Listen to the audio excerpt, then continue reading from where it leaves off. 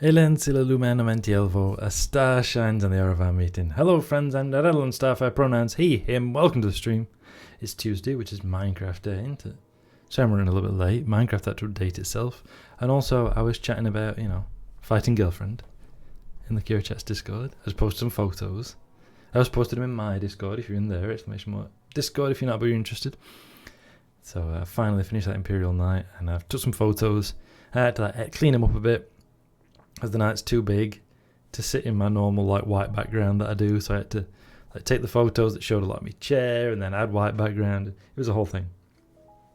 So hi B-Rat, I see you there, so hi, hope you're having a good day today. Hi Loomis, hope you're having a good day today as well, hope you're alright. Thank you for the link, by the way, Loomis. So how are we all doing today? It's Tuesday, and Tuesday's pretty rubbish, isn't it? Well, that's like a universal truth. It's been a long day for me. It's not been that bad, but it's been long. But I did do my fire warden training today, which I was supposed to do last year, because I'm the office fire warden. So I was supposed to do that yonks ago and I didn't, because I was putting it off. But I did that today, which is alright. 3 hours though. But I get to learn about the science of fire, what to do in the event of a fire, which I sort of already knew. And then we got to pee about with some fire extinguishers, which is always fun. No fire though, which is a shame. Hi, just waiting for everything to load up. That's fine, Loomis. I know you'll join me when you can. I have made a mistake though. I've already chugged most of my drink. I should probably have saved some of that for the rest of the stream. Yeah, I might have to get another drink. I think I probably will. Halfway through, I'll go and get another drink or something. Been playing some Thronefall and some Sea of... Been playing some Thronefall and some Sea of Thieves. The Monkey Island stuff they added. It's so weird being back in that game, but in 3D in a different game. That sounds really weird. Because Monkey Island's so distinctive for its time, isn't it? Of its time, I mean. So that must be really strange. I don't know Thronefall. I know Sea of Thieves. Chiefly because I watched Kira playing it the other day with Cell. That was in her Discord, which was a lot of fun. That was Sunday, wasn't it? And then I snuck away to come and paint some models with you all. Yep. So yeah, Sea of Thieves looks really fun. That's a fun game. Although I've not played it myself. Is it going to be one of those games I'm going to end up playing because I'm apparently more easily influenced than I imagine? Thronefall is a little tower defense type game, medievally, a bit of roguelike progression in it. Oh, that sounds fun. I don't know why I'm stumbling over words so much today. I'll blame being tired. But yeah, that sounds fun. Let's just run in this. It's very claustrophobic. And I'm now realising there's a slight problem. There's a slight problem with this. There's no passing places. So I guess we'll just have to talk to each other, right? We'll just have to when one of us jumps in this, we'll just have to be like, oh yeah, I'm going on the transport tube. We'll just make sure we don't crash into each other because there's nowhere to pass. That is now a problem I realise, and I'm too committed to it to fix it. But here we are. Oh, I also skeeted those photos, the touched up photos. In our Discord, I posted the originals neat. I may replace them with the touched up ones, actually. I might do them. But anyway, I skeeted those photos with a little comment. And I said it in the Kira Chats Discord as well. But I'll say it here too. And I said it on my skeet. I'm not going to do a tweet, because frack that. But I'll probably post them on Instagram as well. Which means I'll actually have to go on Instagram for the first time in ages. Properly. I did go on the other day, but then it just kept showing me the same 2 photos over and over again. I thought, I'm not playing with this. So I came off it. I've not been on it since. But yeah, so I'll ask you the same question. So the night that I've been painting, the machine itself is called Fighting Girlfriend. 10 points if you can get the reference. Like, I've talked about it before, so I'd be, I was surprised if you did just know the reference. But yeah, fighting girlfriend. So we got a little junction here, and probably have more junctions later. It's alright for now.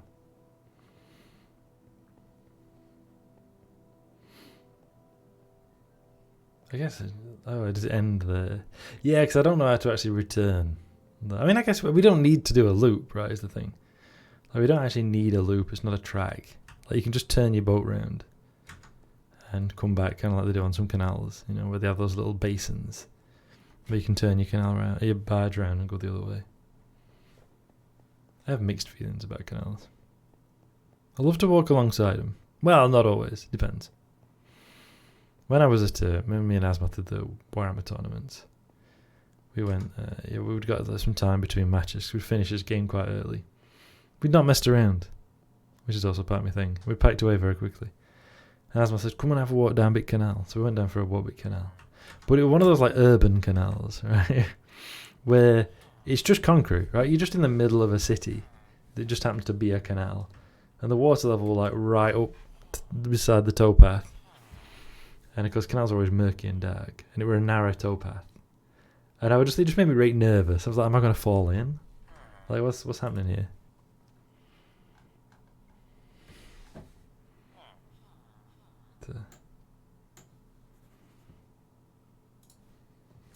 Yeah. So it just doesn't intrigue me. But yeah, see, and like, the water looks really mucky, and the boats come quite close. I thought I'm going to end up splashed with like manky canal water, aren't I? But other than that, I generally like canals. And they're fun. I've also realised I've got all this in my inventory, so assumedly I was like doing that last week. I don't remember. I was putting stations in. Oh right, yeah. I know what I was doing. It's okay. Nobody panic that I was saying there. Don't panic, as the British sitcom goes.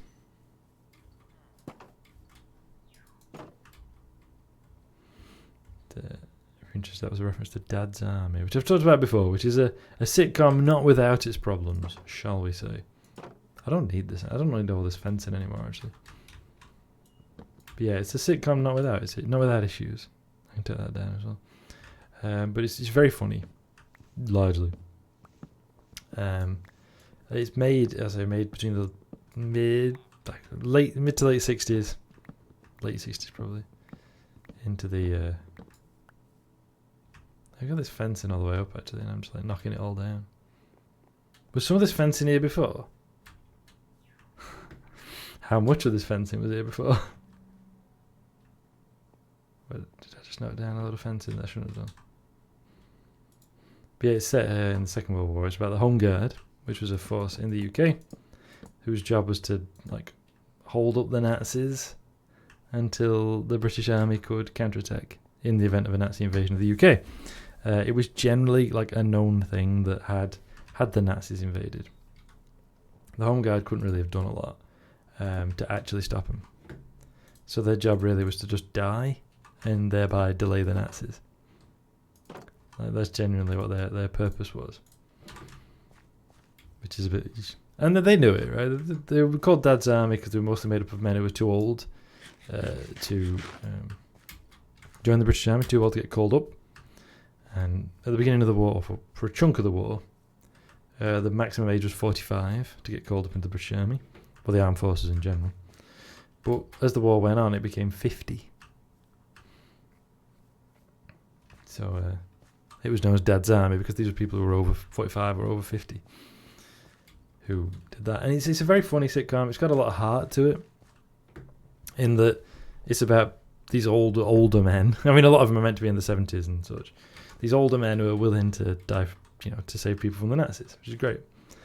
But there is some stuff that you kind of go, oh yeah, it shows its age, shall we say, to put it politely.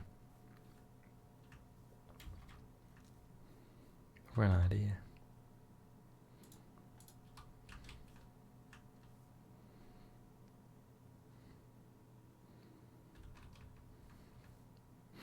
I don't need to do a platform or anything, do I? I just do this.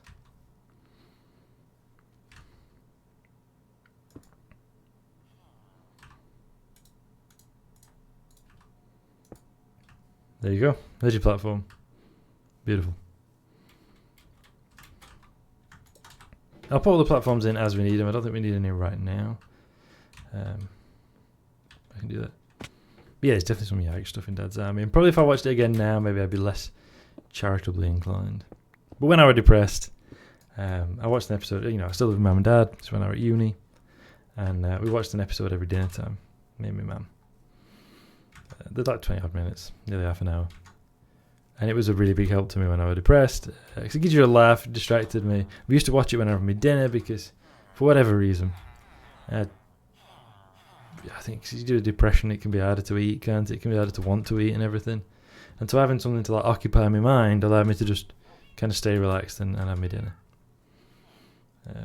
Oh yeah, I need to put a fence around that, otherwise everybody's just going to like wander in. So I do have a disproportionate fondness for it. I need to kind of like rewatch it and see like how yikes it all is, I guess. Well, that's for another time.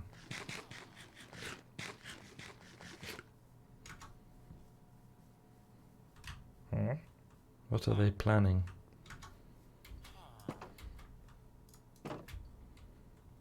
What are they up to?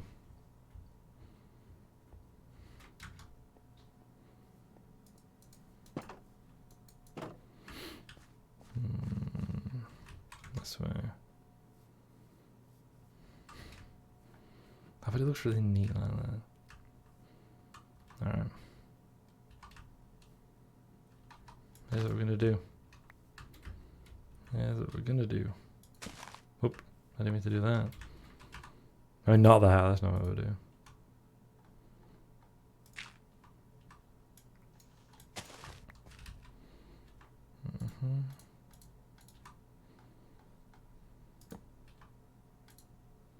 That's the wrong way around.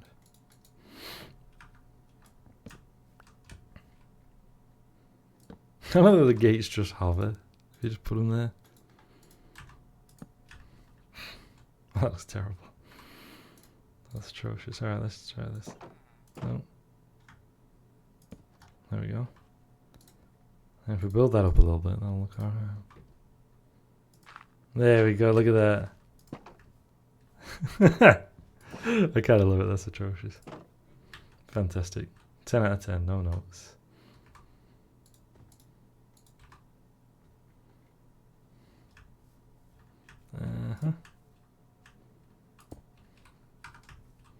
Then we'll chop out the old platform.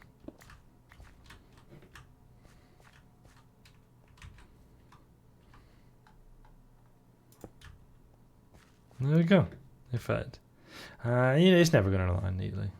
I mean, it could, couldn't it? But I just could tap out that tree. It's fine. Let's leave it as a mess. The stars here, even the stars here are a mess. That's Werner Herzog. The game Risk of Rain 2 has a song on its soundtrack called "A Glacier Eventually Farts." There's a reason for that. I can't remember what it is. But the like album version, not the in-game version, but the sort of album one, if you like, has this lengthy like spiel from Werner Herzog, which is from a documentary about when he was making a certain film, and he just like monologued about the jungle, where he just talks about how like awful it is in the rainforest, how awful he found the rainforest, I should say. And he says things like, even the stars here are a mess. Stories are a mess. Even the stars here are a mess. But the birds do not sing here. They scream in overwhelming misery. And it's just brilliant because it's just it's just awful. Like, he just carried out. It's weird and bizarre, and I love it. Talking about how much he hates the rainforest. There we go, that's better. I mean, those two will never align, but that's okay. If something compares favourably with other works of the time on that sort of thing, I'm generally willing to let a certain amount slide. I don't expect them to be perfect, I just want to see that an effort was made to be better. I was talking about Dad's Army and things being yikes, I believe.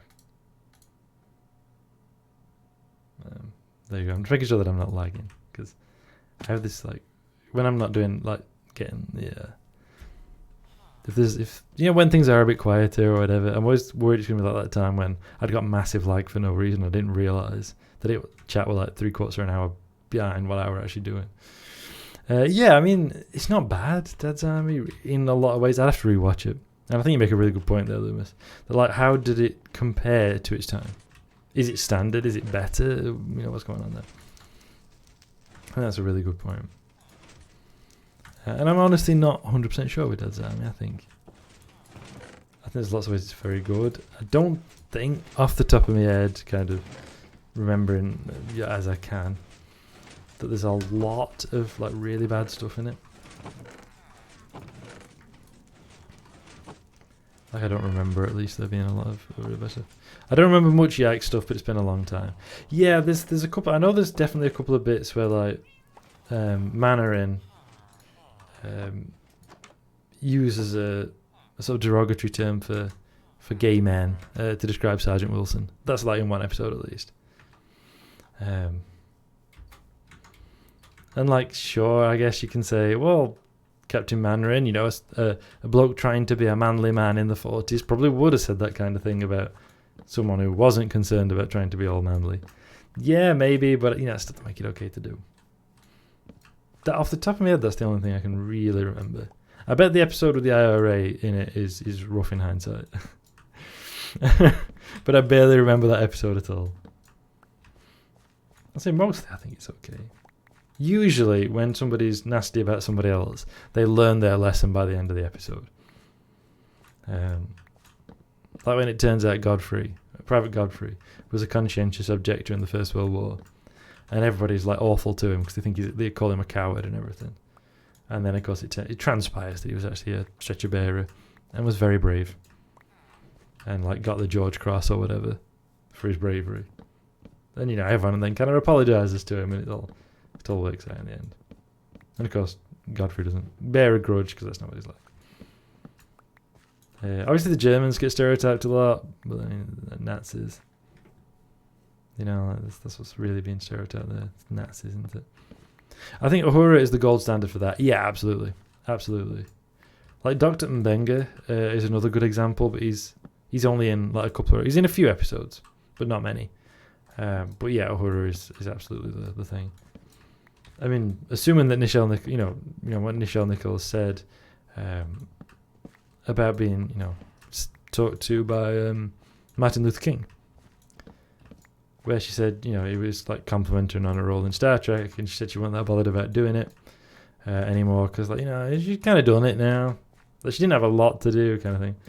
And he told her that, she couldn't like pack it in because, he said something like, "You're not playing a black character, you're playing a character. It's not a black role, it's a role, and you show the world what we can be." And that we're, beautiful and intelligent and all this. And that's what's really good. And I think that stands, that kind of shows how people at the time saw the character as well. By modern standards, the character is very not great, but the creators had to fight very hard to get that much. You got to respect that. Yeah, definitely. And I know we've talked before about how, like, the big female characters in original series are all in traditionally female roles, right? Uhura is functionally a telephonist.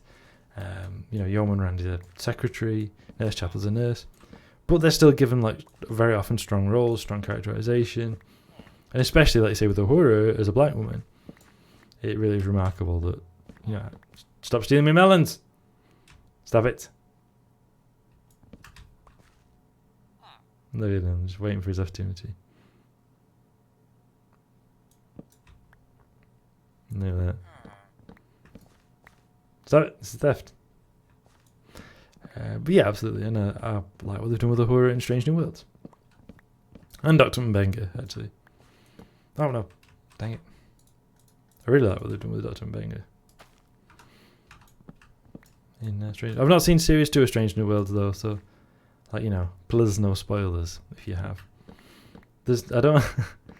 I've not got Paramount Plus and I'm not willing to pay for it. So I've not got I've not seen Strange New Worlds Series 2. Nor do I have any ways of seeing Strange New Worlds. Uhura commanded the Enterprise a couple of times. Yeah, and it's no big deal, right? Like, they just occasionally leave her in command. Sure, like, why wouldn't they? Can't believe I just did that again. And that is, like, phenomenal for the time, isn't it? And, like, yeah, there's a lot of yikes stuff in there too, like we've said. But for what they're doing, brilliant. I think it's a little bit of a shame that we didn't get number 1 from The Cage. It's the original pilot, whose character has been brought back in Strange New Worlds, played by Rebecca Romaine. Played very well, I would say. But then again, I've always been a fan of Rebecca Romaine since I was a kid, so you know. Also, she's 5'11", and she they give her like she's got like high heel boots on a lot of the time. You know, like the boots that staff officers wear, but they've got a bit of a heel on them, haven't they? Like the female version, or whatever you want to call it, the heeled version. I think it's probably better. So she just absolutely towers over everybody, including Captain Pike, and I love that. She's the 5th highest ranking officer on the ship. Occasionally she needs to take the watch, sure. Yeah, I like that with Uhura. Like, sure, sometimes she does that. Whatever. And by making it not a big deal is what really sells it, I think. By just being like, you know, sure. You know, W/E. It's not in any way notable or remarkable. Like, why wouldn't this happen?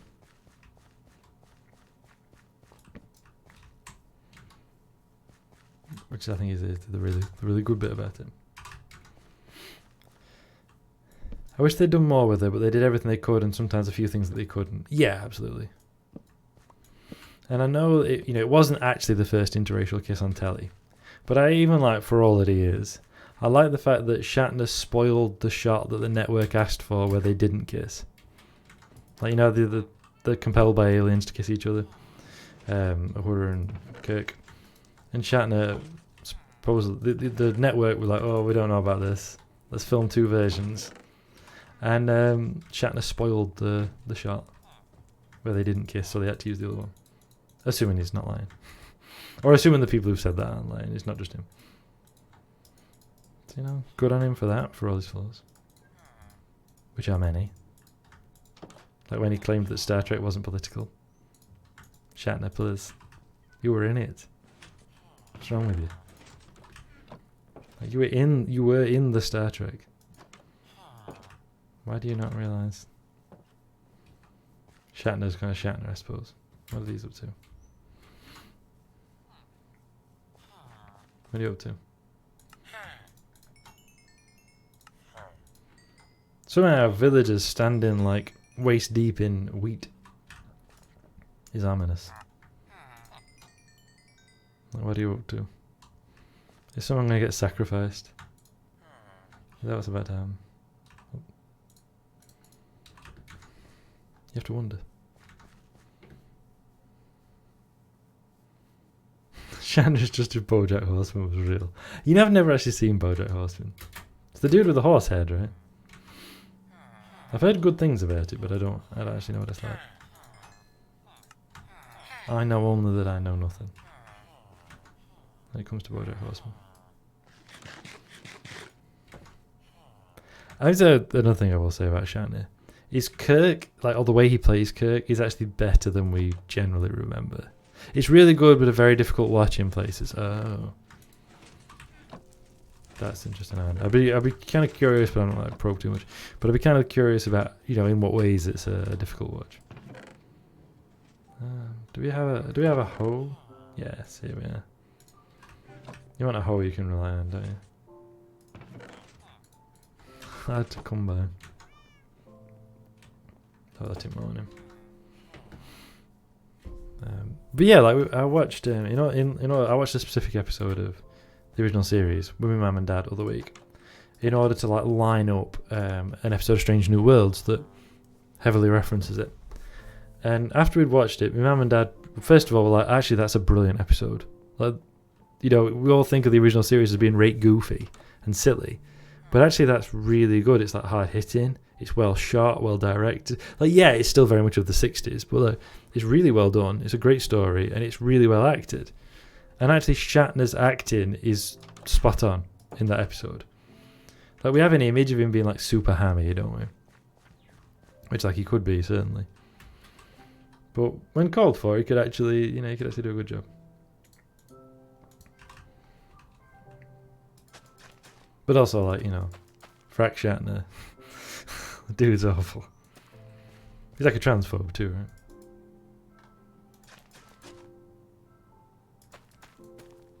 So, you know, to heck with Shatner.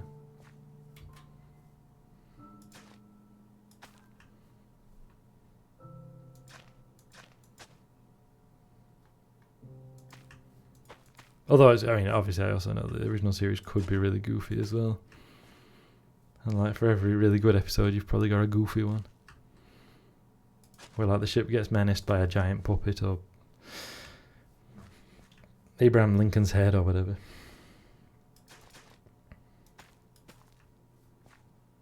I also don't blame anyone who like can't get into the original series. You know, because like you watch it now and it seems really dated in a lot of ways. So like I wouldn't blame anyone who was like, actually nah, it's too dated for me.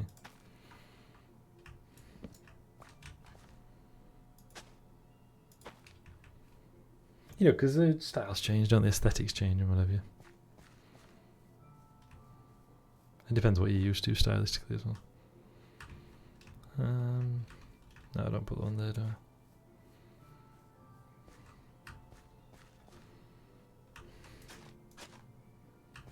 Is he? I didn't know about that. I'm sure he said something.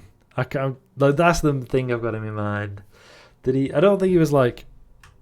Oh, that was he. Did he like a tweet? Was it one of those? I can't remember.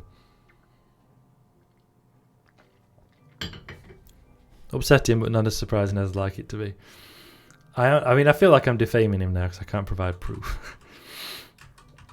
I have a feeling he was. I mean, but now I'm doubting that. Maybe I'm just so used to it that I've assume it now whenever anyone sucks. He's definitely done the, like, Star Trek isn't political. Like, people are trying to make it political and it's not. And I'm sure he did something transphobic. Like, not you know, Rowling levels. But, like, you know, it's enough, isn't it? Like, any transphobia is too much. I mean, if somebody can find that or somebody remembers it, that'd be great, because I don't. Off the top of my head, but he did something. I can't think of what now.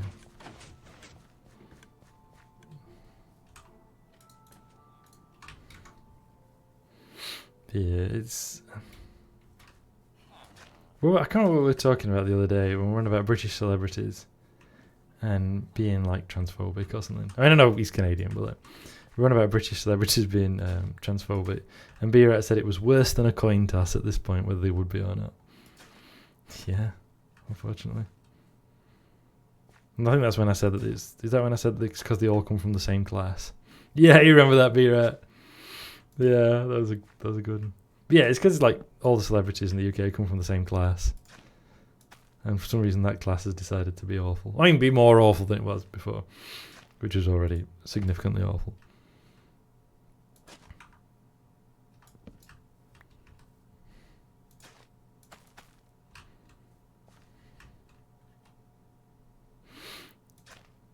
I feel like I remember that. Yeah.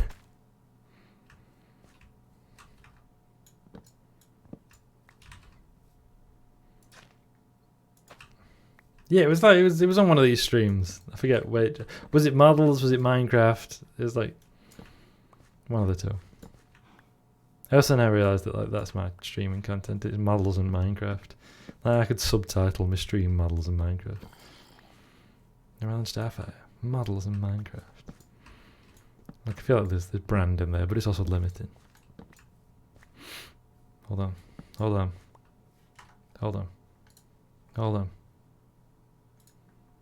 I feel a presence. I can feel a presence.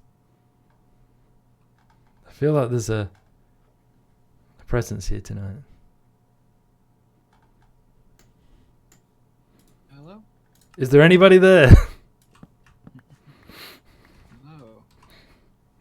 One day we'll come up with something to like, we'll come up with like a thing to do there, won't we? Yeah. Oh, I'm just catching up with chat. Yep. Somebody called Loomis has just said, in many ways, Minecraft is also models. That's true. Well said, Loomis. Anyway, the spirits are very strong tonight. Yeah, I never know how to follow on to that one because like the whole thing is that you never hear the spirits. Yeah, I've kind of snooked you there, haven't I? But anyway, for those at home, the spirit is the voice, the disembodied voice of friend of the channel, Loomis of Phelan, pronouns Zem. Hello, everybody. Hope you're all doing good. How you doing, Loomis? How's Tuesday for you? That good, huh? I'm sorry, Paul. Tell you what. I feel like a unit of dwarves retreating from elven cavalry. Oh no! Oh no! I'm run down. Wait, what the heck was that? What was that noise? What was that noise? It's like a really weird noise I heard in the distance.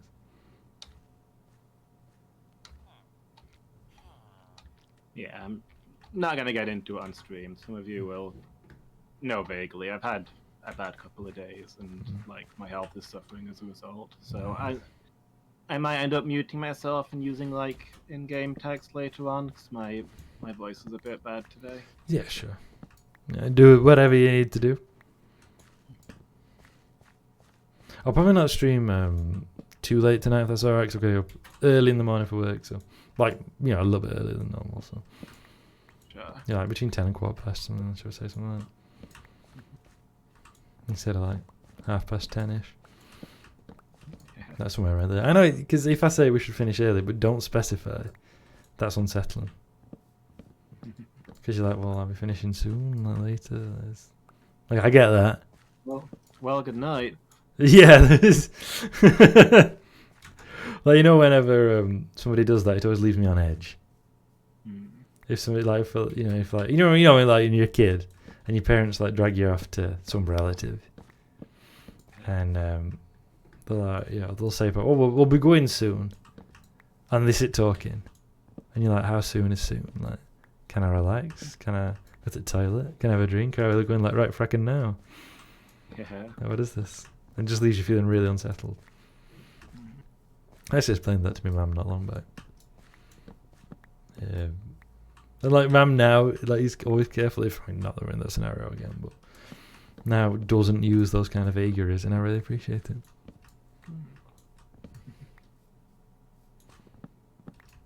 But yeah, I'm sorry things have been rough for you. And Like to some extent, that might be an us thing. oh, it's absolutely an us Like thing, our- yeah. Yeah, like our kinds of divergence. Yeah, definitely. By the way, Loomis is a bit quiet on stream. Loomis is always quiet on stream. Let me try and... I'm probably quieter than normal because of how I am today. Let me boost Zem.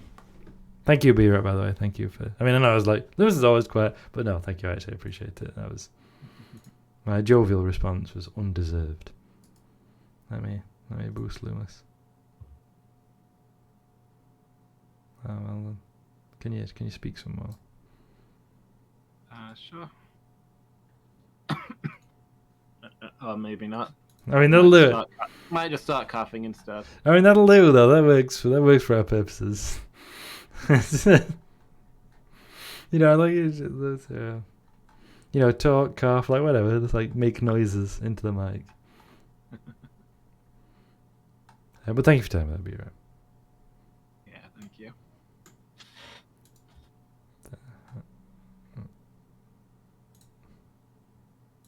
Yeah, I'm not sure if you saw the other thing I typed about Shatner. Hold on, let me have a look. Oh yeah, was it a thing where he liked a tweet by a transphobe making a veiled reference, and then after he said he didn't realise the context and unliked it? It might have been that. Thank you for reminding me of that, by the way. It might have been that one. Cause I know Mark Hamill like did that but apologised, didn't he? And was like, I didn't understand. Yeah. Whereas I have a feeling Shatner got offended when people like, I think he still unliked it, but he got shirty about it, as I recall. Yeah, like, no, that's not what they were saying. They were saying a completely different thing that they used to justify saying that sort of thing. That was... Yeah. Yes, that was it! You've got it, Lewis. Yeah. You've got it. Yeah, because it happened like more or less like weeks consecutive or something, didn't it? With like Mark Hamill and Shatner liking a dodgy tweet. But Mark Hamill was like, "I'm so sorry, I didn't realise what that meant." And like, I mean, he may not have been quite so effusive, but yeah, you get the point. Whereas Shatner was like, "No, you're wrong." Yeah. Like, shut up. I'm Captain Kirk, damn you.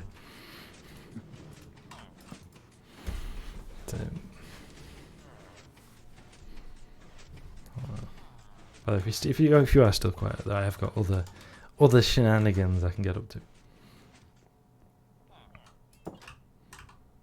Oh yeah, that's what I'm supposed to be doing. But yeah, I think you're spot on right there. That was it. Well remembered, Loomis, because I had forgotten. It was just like it did something. Yeah. I know there's a medieval historian I used to follow. I think I've told the story before. I used to follow her on Twitter until they got in a row with beloved children's author Michael Rosen over the use of the term Anglo-Saxon. It was bizarre. Anyway, they had like tweeted about, you know, Shatner's like existential crisis after he went to space. Yeah.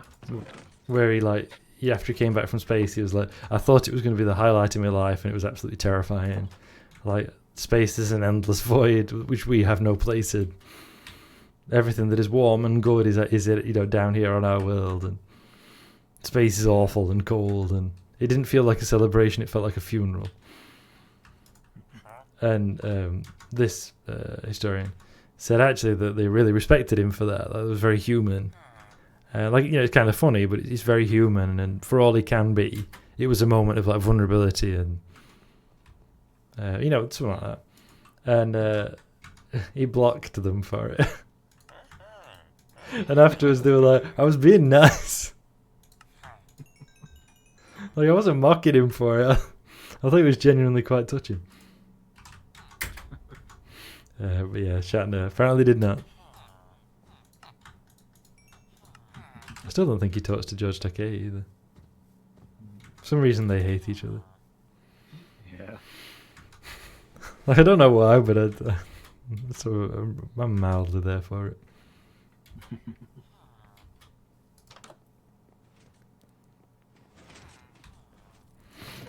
Okay. I've harvested crops for a bit. That was fun.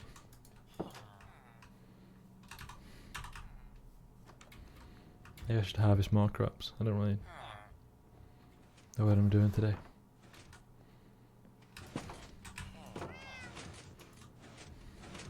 I wonder if it's because Takei ended up being the more beloved public figure. That's quite possible. Because Shatner always wanted to be loved, and he still does. I think you could have something on that view, right? And deservedly so, because he's pretty based. Yeah, like, I know he's got a lot of like lib takes, Takei.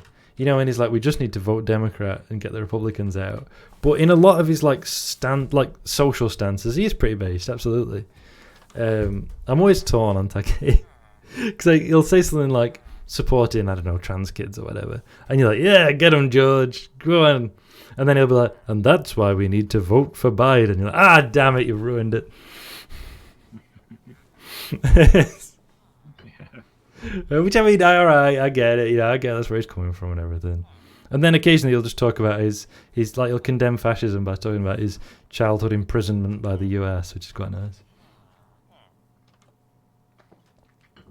If you don't know, George Takei was interned during the Second World War as a Japanese American. Even though it was his grandparents who were Japanese or whatever. He was still put in a concentration camp by the US for being of Japanese ancestry. And so occasionally he just busts out stories about that as a way of saying, to heck with fascism, we can do it. Here in the US we do it too, kind of thing. Yeah. But even during the Second World War we're still doing it, so remember. And he's quite good because, a lot of us do we were on the Allied side, therefore our country can't do that kind of thing. And by us, I don't mean like me and you. I mean, like British and Americans and so forth. And you do see it a lot as well.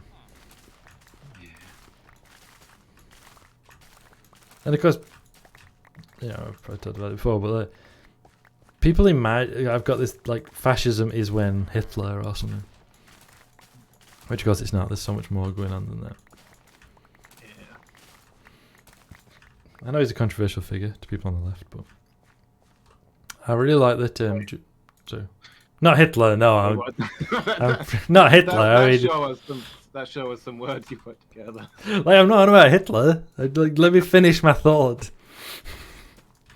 You're gonna clip that now, aren't you? It's like someone said Hitler. No, I know he's a controversial figure. I mean, he is, right? We don't like him, so. George Orwell, who said that fascism wouldn't come to Britain in like jackboots and uniforms. It'd be wearing a suit and carrying a briefcase, which is exactly what we're seeing right now. Yeah. Like, that's the thing with like the British mindset. You can, if you march down Cable Street in your black shirts, the locals gather up and gather around and beat you up. If you talk very politely about how these things just have to be done, and it's just a matter of doing the following procedure, and then you can get away with murder, literally. And Orwell's completely right with that.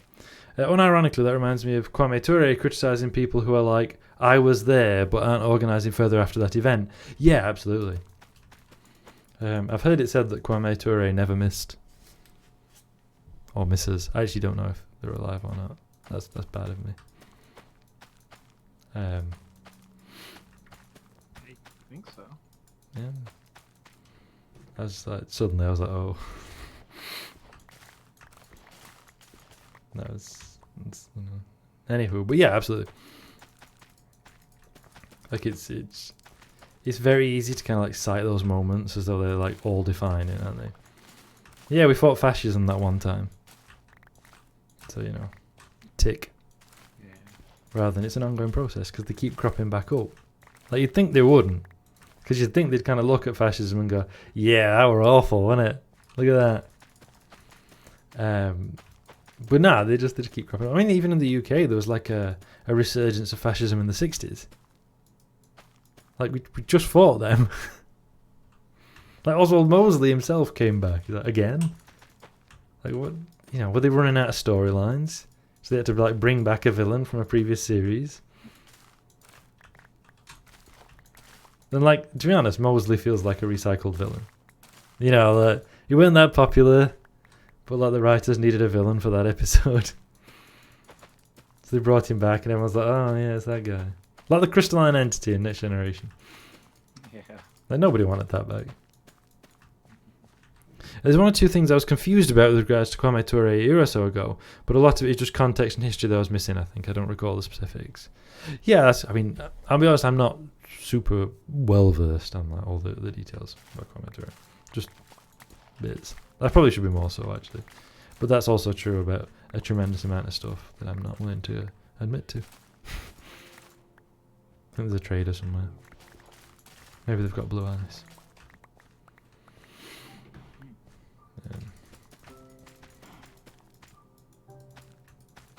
He passed away like 25 years ago. Oh, okay, there we go. Yeah.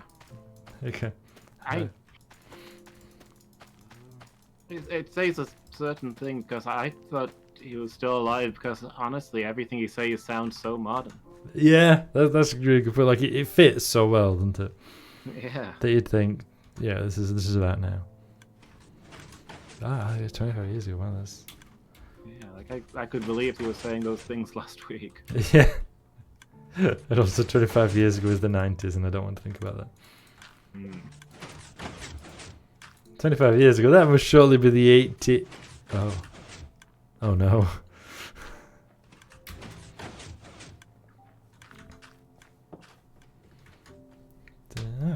Thank you, Lewis, for the context there.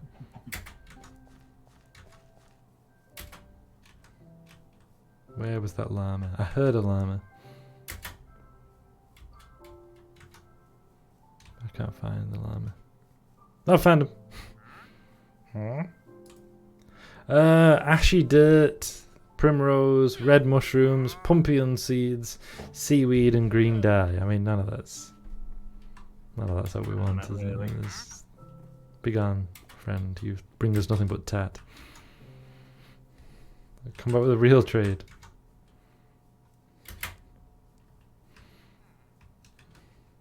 Okay. I'm sure about that. I'm just doing. It's going to turn to like a farming stream primarily, I think. I like his comments on the Vietnam War. He said, "Whoever the US is against, it's probably a safe bet to assume they're the good guys." He was on the side of the Vietnamese since the start of the war, I think. Yeah, that's good.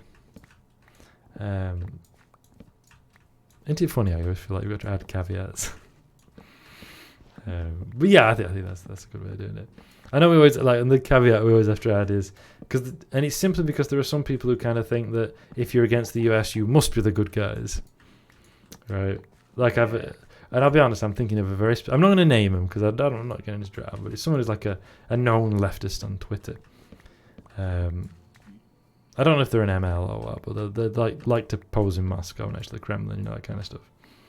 And they were like praising Belarus as like a great example of like left wingers resisting US hegemony. I'm like, hold on now, hold on, that's not Belarus. But in regards to Vietnam, they were absolutely the right side. They're resisting the colonialism that the US was essentially trying to enforce, like a neo-colonialism, right? They got their freedom from French colonialism, and the US tried to replace it, and they but that was like decades ago, and geopolitics have gotten more insidious with time. Yeah, that's true as well.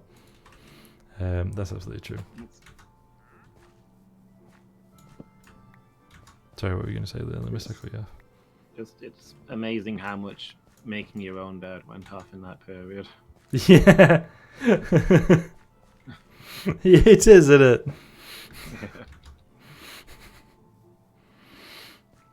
It's the historical version of me sowing. Yes. This is great. Me reaping. Oh no, what the fuck?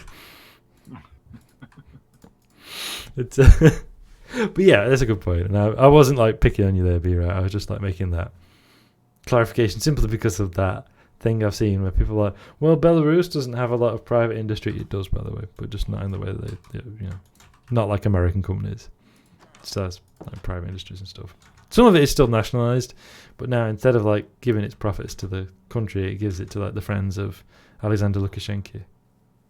Which is worse, arguably. Yeah. By which I mean self-evidently worse. And then you get people who, like I say, they're like, well, actually, they're pretty based. But no, they're not. Like, I've interacted with Belarusians. You know that story. You've heard me talk about that before. My chats to Belarusians and learning from Russian to be able to talk to them. And they were not fans of Lukashenko either, and rightly so. They were also from the Chernobyl affected area of Belarus, as the term goes, which is like the poorest part of Belarus. So they had every reason to not be happy with them as well. I saw a great tweet earlier where somebody was saying that the Star Wars is an analogy for the Vietnam War. And somebody replied, that's completely wrong. That's not at all possible unless the US is the empire. Yep, that's literally it. You got it. Well done. That's literally what George Lucas intended. Well done.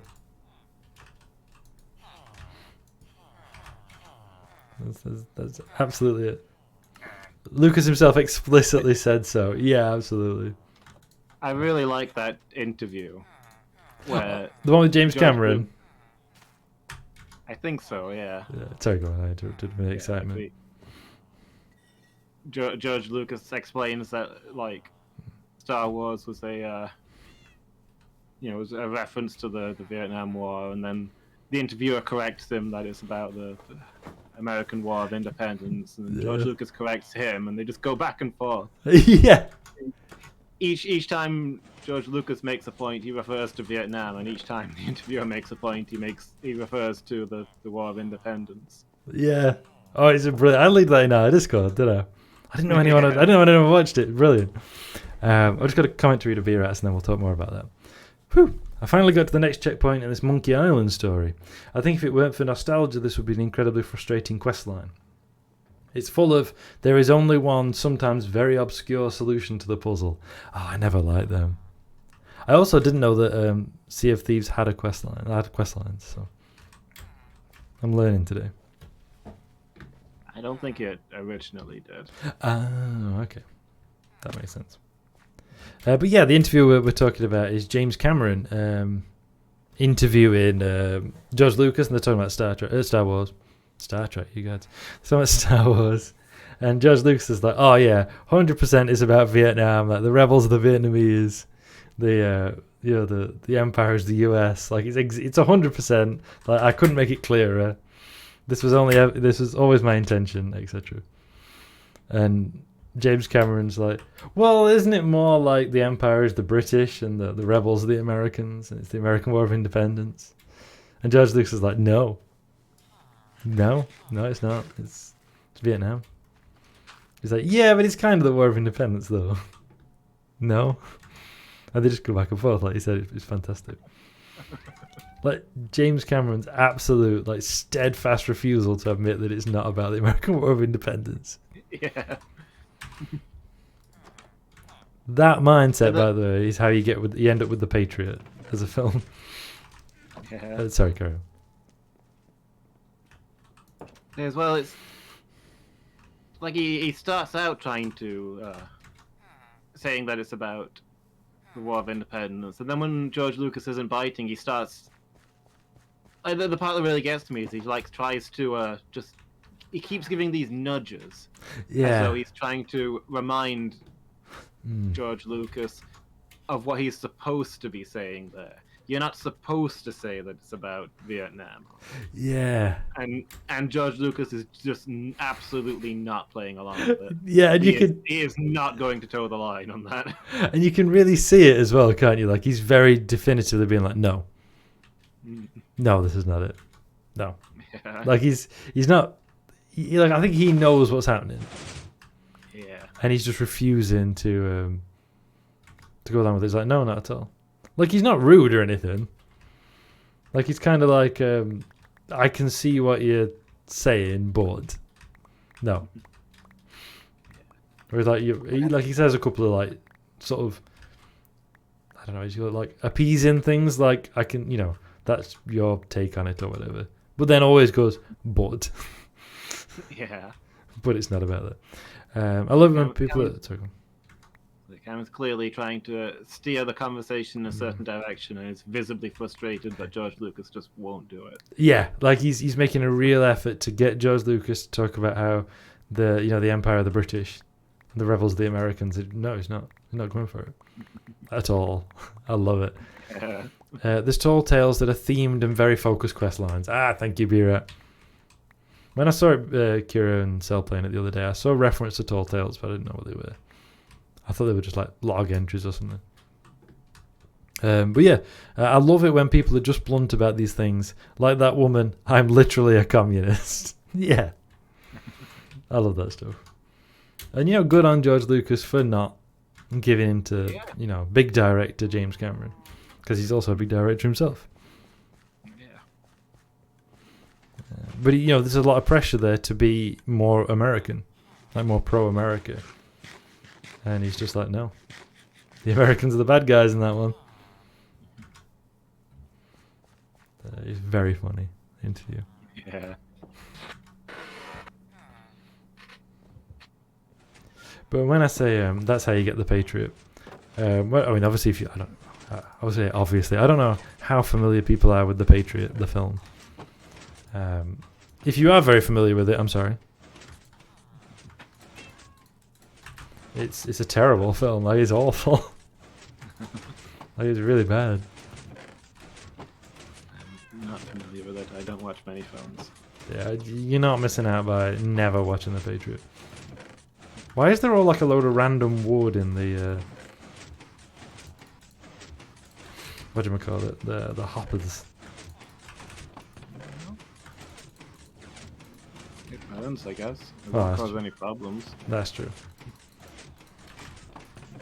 I'm just like, adjusting some levels to get a nice distribution across the furnaces, and then random cubes of wood were falling in.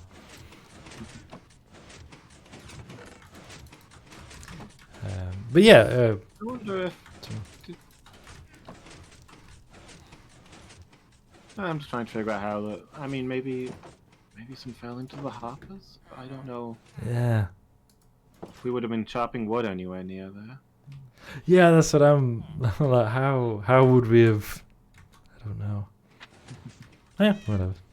Yeah. Yeah, it's fine. So we start finding other things in there. That's when we have to be alarmed. Like a leg. Now we've got to go through all the hoppers and see if anything's in any of the other ones. So we can assemble the entirety of the body. The only good part about The Patriot is Heath Ledger's hair. 100% agree, yeah. So The Patriot, if you don't know, it's a Mel Gibson film. Mel Gibson's character is based roughly... he's based roughly on... we're going to get caught out with those Hitler comments again. Based roughly on a real historical figure. But he's rewritten to basically be this like ultra, like, even though he's got the long hair and everything, he's meant to be like a caring father, but there's a lot of like subtle, he's actually like a really manly man. There's a lot of like implications of that. Basically his son like volunteers in the Continental Army during the American War of Independence and gets like killed by the British, and then he decides to become Rambo, and like single-handedly with a ragtag band of misfits wins like a string of massive victories against British forces. Like you can kind of imagine that. And Jason Isaacs plays the villain of the piece, who is based on a real figure, Sir Ben Astra Tarleton. But they've called him like Summit Tavington instead. He wears the same uniform though; it's like very obviously him. And the problem they encountered was they wanted to make the British like really villainous in The Patriot, but they, there's things about maybe history doesn't match up so well in that regard. Like, obviously, they're the imperial power, so sure. But there's some dubious elements to the American War of Independence, isn't there? Like the whole like slavery thing, which the British were doing too, but the British were also promising freedom to slaves if they'd fight. And then the Americans were like rounding up people who had been slaves who were now free and like re-enslaving them and stuff, and it gets messy and stuff like that. So they invented atrocities for the British to commit in order to make them the villains of the film. Like, they literally took Nazi atrocities from the Second World War and inserted them into the American War of Independence to make the British the bad guys. Like, you don't need to do that. Like, you can just be like, they want to be an independent country from an empire. That's all you need to do. Like, that's justification enough. They also have to, like, tweak a lot of things and, like, I actually watched an American right-winger at this do a video on The Patriot. He's a reenactor who like does a lot like American War of Independence, War of 1812 reenactments, and he just does a many-part video pointing out why he hates that film. And that's like an American right-winger being like, no, this completely misrepresents like the founding of our country. And essentially, sorry, go. I feel like they've gone wrong right from the title, because like I don't mean to say this to like villainize them or necessarily oppose them or anything, but like the American War of Independence was explicitly not being patriotic. That was the whole point. Yeah. They were leaving the country that they were being compelled to be patriotic to. Yeah, I think it's a reference to like the names they called themselves during the War of Independence. Okay. Like Patriots and Tories, I think, were the opposing factions, or Patriots and Loyalists, stuff like But yeah, absolutely. The film is immediately cast. He's not using that for historical reference, is it? It's doing that to cast an image. Yeah. Absolutely, which is straight away, like I say. And there's a lot of things where it's like he's a southern plantation owner, but in an offhand reference, he says he doesn't. They're not actually slaves. They're like paid workers. And actually, they're really pleased to be there. They love him. They really look up to him, which is very paternalistic. Yeah. It's quite grotesque when you've got like these black characters being like, no, actually, we love him and want to work for him. Stuff like that. It's it plays very fast and loose with history. It portrays the British as being like really incompetent. When it needs to is the thing. So, like for example, what's his name? General Cornwallis. I forget his first name. Like Mel Gibson constantly talks up about how he's this military genius, right? They've got to take him very, very seriously because he's like the greatest tactician who's ever lived. He's a modern Alexander. He's forgotten more about war than all of us collectively could ever hope to learn in our entire life. It's literally a line at one point. But then he's like utterly incompetent. Like he's completely incompetent. While they're still being like, what a genius. And of course the whole point of talking him up as a genius is to establish how good Mel Gibson is. Because he easily overcomes him. So yeah, it's just absolute nonsense. Yeah. There's a cool like scene in terms of like relatively accurate for an early War of Independence battle, where the new kind of Continentals who aren't very well trained go up against professional British soldiers and lose horrendously. And you get some nice shots, which is it's a little bit Battleship Potemkin, but you get nice shots of the British advancing in line. They're in step, which they wouldn't necessarily have been in 1776. But like they're marching in step, drums going, Union flags flying, and like people are getting shot by cannon, and they just keep marching. They close the ranks, which is what they were trained to do.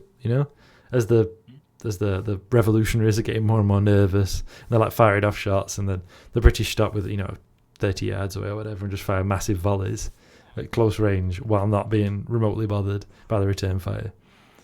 And then the Americans run off. Well, I shouldn't say Americans. The rebels run off. And like that's kind of how the early war battles actually went. That when there were the kind of the ambush British forces, they were able to be quite successful. But in pitched battles initially, they fared quite poorly because professional soldiers and all that. And remember, George Washington's greatest achievement prior to the War of Independence had been to lose a fort in a situation he should have easily been able to hold it against the French. Like he performed very badly in the 7 Years' War. Made a lot of silly mistakes. So like that kind of shows early on, and the British very nearly won early on too. So yeah, okay, yeah, sure. Well, that makes sense to show it that way. But the rest of the film, no. Like the Mel Gibson's merry band, like commit all kinds of atrocities. Like they definitely like kill and torture people while being portrayed as good for doing it. Because they're the hated British, so it's okay, I guess. Yeah. Say no to Britophobia. It's always weird when stories do that. Talk someone up and they don't live up to all the hype. Yeah, absolutely, be right. I think there can be like an in-world point to it. If you do it well, where you're showing that it's a myth. But when do they ever do that, really? Sorry, go on. I've been trying to think of an example from the moment this conversation came. I'm sure there are some, but none are coming to mind. There's got to be, right? I mean, I guess like Lord of the Rings at least doesn't disprove the people it talks up. I guess like Lord of the Rings, you get people who are talked up and then are cool. Yeah. Like more in the book than in the film, I think. It's like Baragon's son. When the Swan Knights of Dol Amroth arrive, he's like, that's Prince Imrahil, and he's really cool and awesome and handsome, and everybody loves him. And then he's really cool and awesome and handsome, and everybody loves him. So, that was. And like Sauron is a threat, but the whole point of Sauron is that you don't see him, isn't it? So you can't have this figure of terror because you never actually encounter him. So does that count? So I feel like that's like a different thing. Yeah, it's not. Because really, the Lord of the Rings is about the idea of Sauron more than about the actual character. Because like you never, as I say, you never see him, right? Well, you see him once, right at the end, when his body is destroyed. Like you see his spirit towering over Barad-dûr and then gets blown away by a breeze. No, actually, he just dissipates. Saruman gets blown away by a breeze. That's more the absent threat thing than Yeah. them not actually being what they're talked up to be. They are what they're talked up to be, but they're doing it off screen. Yeah, which I like. That's good. B-Rat says, I guess Pirates of the Caribbean sort of do that, but also Jack sort of lives up to his reputation when it counts. Yeah, it's yeah. Certainly in the early films, he's like giving off the impression that he doesn't live up to his reputation, right? Yeah, I would say in the first film, Jack is exactly as clever as everybody thinks he is, but not in the way they think he is. Yeah. Oh, come on. There we go. And I won't dignify the sequels by... Well, I might dignify the sequels by digging into how badly they do Jack's character. Yeah. Yeah, it's a good way of putting it, like the escape from the island, sea turtles. Yeah, that. And yeah, so also, but I'm absolutely surrounded by turtles right now. They love that house you've built. Yeah, I don't understand what it is, but the moment I put that deck down, they all swarmed on it, and I haven't seen them go off of it since. There's like, I don't know if there's some sort of thing like are turtles programmed to climb onto decks? Is it a thing that they do in real life? There's like 6 of them on the deck, and there's like 6 of them just like around it. Like I've never heard of it, but I could believe there's a thing where people in our world with decks by lakes find that turtles love climbing on it, and that somebody programmed that into Minecraft. I could believe that that's the sequence of events, but I just don't know it. Yeah. Yeah, I don't really know what's happening here. But it is the sort of thing they put in, like the cats climbing on your chest when you sleep, or sitting on the top of chests or whatever. Yeah. Sitting on top of furnaces too, of course. Oh, I like the little gateway you've done into the side of the high hay. I like that. Thank you. Yeah, somebody put it well that the first Pirates of the Caribbean film is everybody thinking that Jack is really stupid when he's actually very smart. And all the other Pirates of the Caribbean films is everybody thinking Jack is really clever when he's actually really stupid. Yeah. Yeah, like he's bizarre as well, and like you've got all the like there's some like really unpleasant insinuations in some of the Pirates of the Caribbean films as well, aren't there? About Jack, like things he says and does that sometimes are a bit off. And also, obviously the depiction of the Caribs is just yikes when that occurs. Also, Jack tries to get the Caribs to castrate his friend. Like, that's just like brushed over. Yeah. That's like, oh, I was joking. But that's actually like, if you think they're gonna do it, that's not a joke. Kvoth, I've no idea how to say it. I just sort of say it like Quoth in my head when reading. In the King Killer Chronicle is also kind of like that. Earned a lot of terrifying reputations, but not even slightly in the manner that people think. Yeah, and I think that's a really good like story element. Man, there's chicken eggs everywhere. I think that's I like that as a plot device. People not matching up to the reputation in the way that you expect. So people think they don't, but actually, they very much do. I don't know.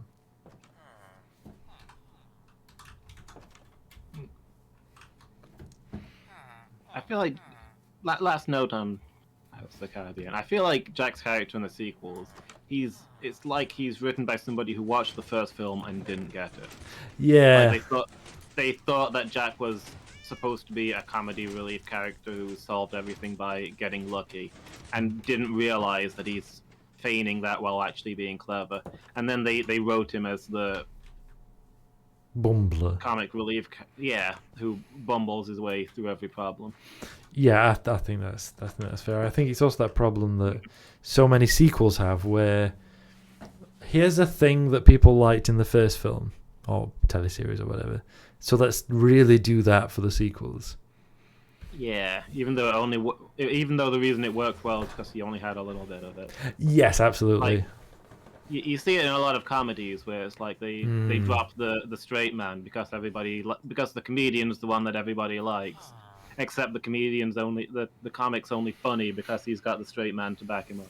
Yes, absolutely. I was thinking of, I don't know, it's better than I initially thought when we had that discussion with Lady Meow.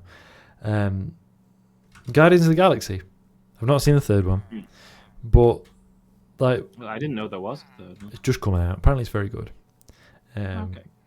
Apparently, I think it delves into like Rocket's backstory, so it is quite like, it's very funny. Apparently, I'm told, but it's as like kind of both a sort of a grimmer element to it, or a deeper element, whichever you prefer, and is a bit against like animal testing and stuff.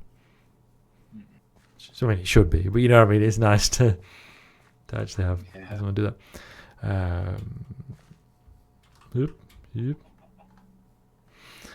I was going to say something there, but I forgot now. But yeah, like in the first one, the humour I think works. I mean, of course, humour is subjective, of course, but I think the humour works really well in the first one because it feels sort of quite natural. Like they're sort of inadvertently being funny, as it were. Yeah. Like obviously it's scripted, but like the characters are being themselves, which happens to be funny to an outside perspective, but they're being completely serious about a lot of the stuff. Which is, I can't remember who said it. There's a quote where somebody was like, you have to treat it seriously, even though you're being funny. It wasn't about Guardians of the Galaxy. But they said you have to treat this stuff seriously, even though you're being funny, because otherwise it doesn't work. Like it just becomes kind of a joke without actually being like what it's supposed to be. I can't remember what they were talking about now. Once the work's a comedy, anything can happen, and there's no longer any stakes. Yeah, I think that was the sort of thing there. The books are also full of unreliable narrator things in universe. That is, there's multiple explanations of creation myths and stuff. That's the King Killer Chronicle. I like that. Yeah, I mean, obviously I'm a fan of 40k, and that's all unreliable narrators. Chloe Lewis, Mega Vanden, welcome to the stream. Thank you so much for the follow. I really appreciate that. Hey, how are you? I'm fine, thank you. How are you? Hope you're having a good day today. Thank you again for the follow and for dropping by. I wish they'd gone into the story between Jack and Beckett. It was implied, I think, that Jack was branded a pirate originally because he was freeing slaves from East India Trading Company ships. Yes, exactly, you're right. It's a deleted scene, I think. In a deleted scene, he explicitly states that he was freeing slaves from the East India Company. I don't actually know if the East India Company historically traded slaves, but they certainly would have traded in enslaved persons if they could. And yeah, it's certainly implied in the released one that that's what originally he was doing. And I think that works well, particularly as an implication, because Jack is acting like a buffoon all the time. So if ever he lets on that he's actually being serious, it kind of deflates the character, right? He has to act like a buffoon so people think he's a buffoon. So implication works well. Imho. How often do you stream? Twice a week. On Tuesdays and on Sundays. You can see my schedule down below. I mean down below relative to you. Not currently relative to me down below. I don't like the back wall of this ruin. There's going to be a museum. There's too many windows. That's my problem. I always put too many windows in and then it looks like a greenhouse. Like I need a moderate amount. I need enough windows to let light in without making the whole thing look like a greenhouse. It's the hubris. Yeah. Like putting buttons on your shirts. That is a mark of hubris. You're quite right. I didn't know you were also Amish. I just like the it sounds so silly that the Amish object to buttons, but then there's actually really good historical reason behind it because it was a signature of wealth. Yeah. You would put as many. You would put unnecessary buttons on your shirts to show how rich you are, that you could afford buttons. Yeah. It's like the mustaches thing as well, right? Like they don't have mustaches because that was associated. Big mustaches was associated with the armed forces in the 19th century. So therefore, to show that they're pacifists, they eschew mustaches. Now, obviously, it doesn't have that connection anymore, but that's where they were coming from. And sure. Yeah. I like the twist on it, that it sounds so silly, but then there's a good reason behind it. Yeah. What's your favorite game? It's a toss up between Minecraft, because I just play it a lot and I really enjoy it, and probably Fallout 4. Controversial. I'll tell you for why. I just really enjoy playing Fallout 4. Go on, Liv, say the thing. Look, every Fallout after the first one was not a real Fallout. There we go. Thank you. Oh, there are a few ways you could take that, and I was curious to see which one you'd go with. That's what I was thinking, but I thought there's actually a couple other things you could say there. You could have, if the gameplay is the best thing about it. That was another option. Some comment about New Vegas, which I know you've never played, and holding disdain because it's not the first one, and rightly so. I need to play more of them. I need to play the rest so that my opinion that the first one is the best actually has some weight. Rather than, the one I like best is the one that I played. It's the meme, isn't it? The guy who's only seen Boss Baby seeing a second film. This has got a lot of Boss Baby vibes. Only haven't played the first one. Hi, Loomis. Hi. I'm knocking down walls. Do you have a YouTube channel? We do, actually. I don't have a link for it, though, because I've never set up that command. I also should set up a link to my Blue Sky as well, shouldn't I? For such people who have an invite. You know, that elite few. Oh, you have a Blue Sky? You got in? I did get in, yeah. Oh. I did. I was on Blue Sky earlier, posting photos of my Imperial Night, which you can also find in our Discord. There's so much my Discord in the chat. But they're the crappy untouched up photos, so I need to redo them actually. So don't look at our Discord. I've actually made better edited versions that don't have my chair visibly in the shot and me headphones. On which PC do you play? I don't actually remember. It's a PC. It's got nice colours. I chose it carefully at the time, but that was 3 years ago. I went carefully through it and I chose everything to match exactly what I wanted it to be, to have to be future-proof it, and that was 3 years ago, and I've promptly forgotten. It's a bit of a chimera, right? It's not like a. Yeah. It's not a branded PC. No, that's right. Individual components are branded, obviously. Yeah. Yeah, you're quite right, Loomis. Thank you for explaining that, by the way, because I was out of my depth already. It's a computer of some kind. It's not an Acorn Archimedes, I know that much. The two genders, horny posting and Warhammer posting, that is Blue Sky, by the way. Sometimes both from the same person. Some good 40k memes. I mean, obviously that's what I'm interested in. You know, it's the 40k memes, not horny posting, obviously.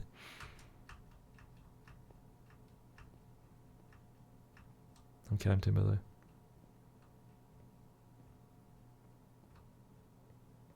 24. I need to divide 24 in a way that is aesthetically pleasing. IQVD is nice gameplay. I don't know that actually, Chloe. I don't know that one. When it's a horny Warhammer crossover thread. Greetings, Imperial citizens. What is going on by the Emperor? Exactly. That's it. Alright, so 24 is divisible by 3, isn't it? That's 7. It is. Thank you. But does that work in a way that is in any way useful to me is the next question.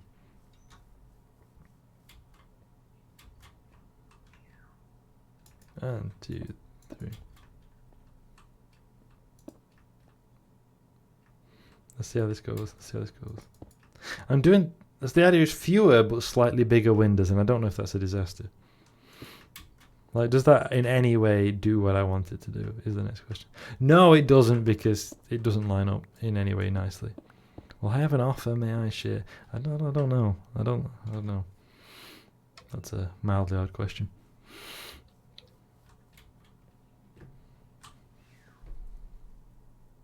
Okay, so if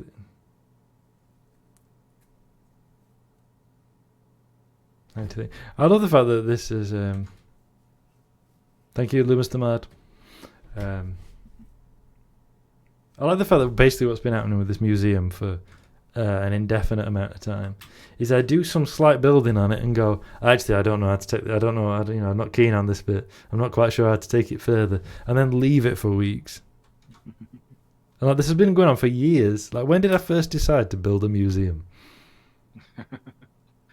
Centuries ago. This task has come down from our forefathers.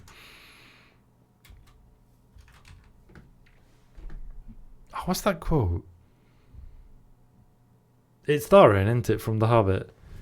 It was passed from my It was passed from my grandfather to my father. Now it has come to me, or the exact quote is when he's talking about the map and the key.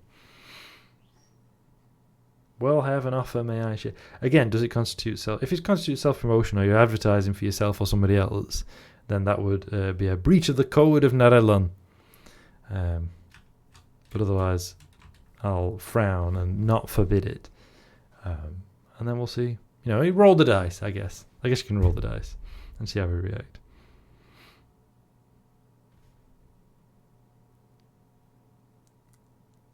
No. No.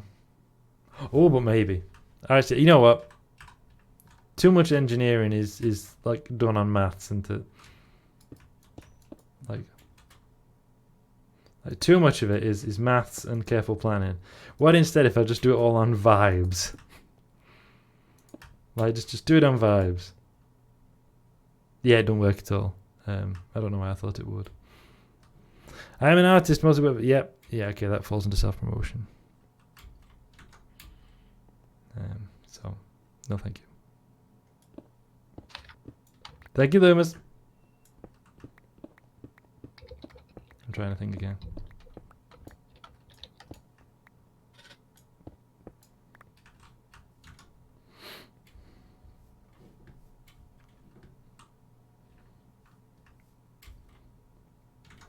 Yeah, listen to the mods, please, Chloe. They are an extension of my will.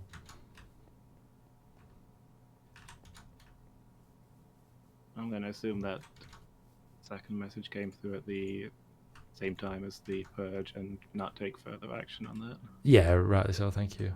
It did. I was watching it live.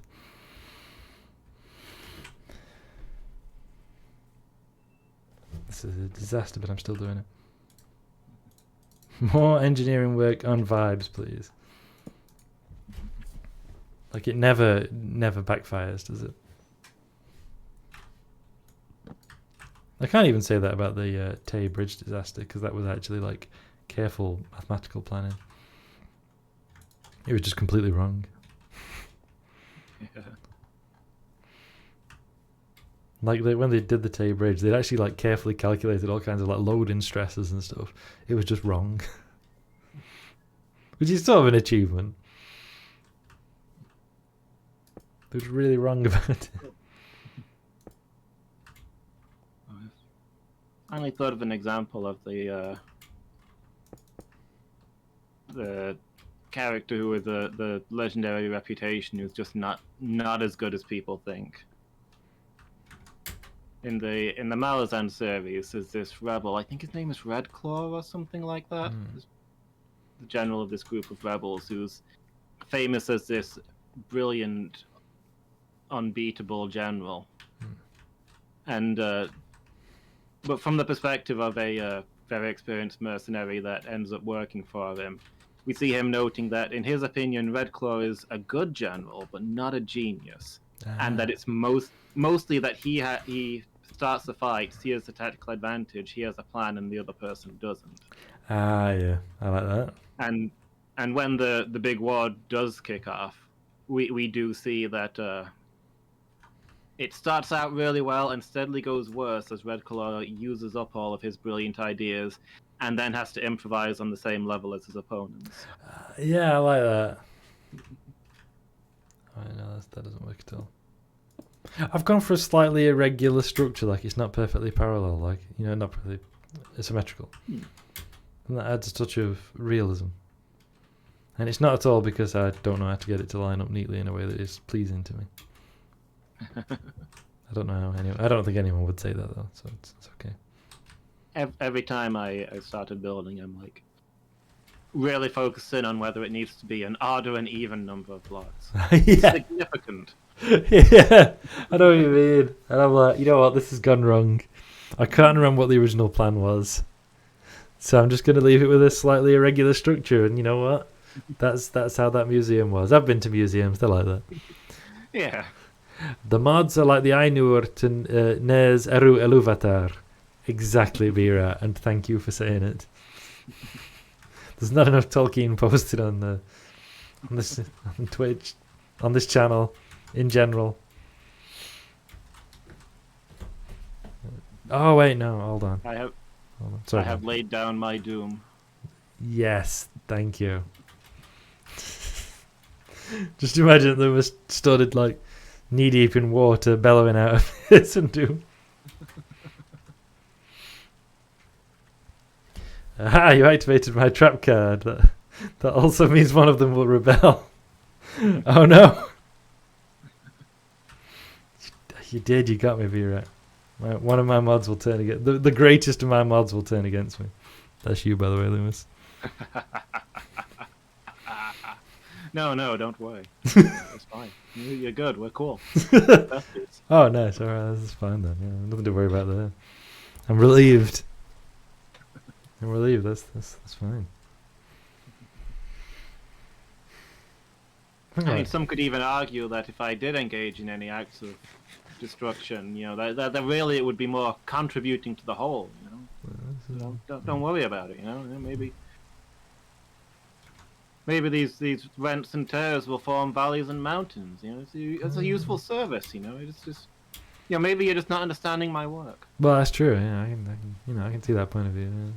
Like, seems legit to me.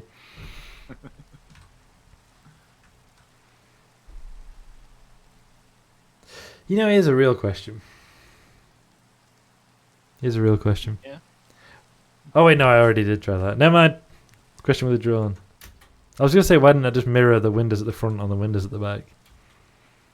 I was like, no, because you put too many windows at the front, and then if you mirror them, you'll have too many windows at the back. Exactly that. Yes.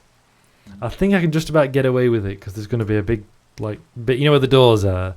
That's not going to have windows in it, so I think that will like form a solid block of not windows. But I may tinker. What you got to consider is is this all going to be one big room, or will it be chambers? Oh yeah, it might be chambers. Because like you don't want.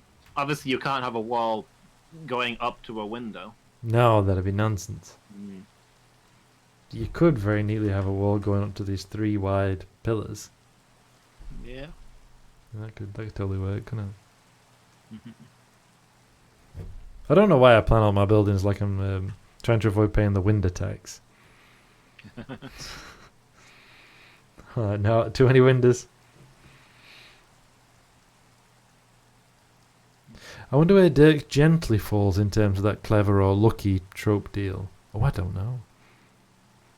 Good question.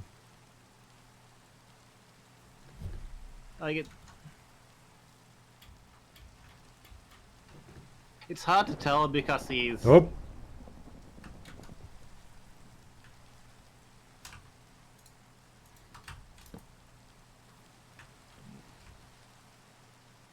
A genius, but actually, yeah, he's like.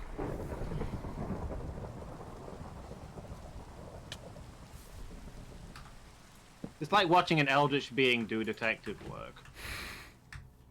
Like, you can't tell whether he's being clever or lucky because you can't possibly understand his thought process. He's looking at it all from four-dimensional perspective. Spoilers for a 36-year-old book, but I think he always thought he was a genius, but was actually psychic or something. I'm honestly not sure. I'm only vaguely familiar. Yeah, I don't really remember. I don't know that I was super familiar with it to begin with. But I mean, it's like his gimmick is that he's the holistic detective, right? He doesn't, when he's got a crime to solve, he doesn't look at the crime specifically. He looks at the entire world, and the pieces just sort of fall into place. He solves the crime through things that, to everybody else's perspective, are completely irrelevant. But he's looking at the whole world, and everything's connected.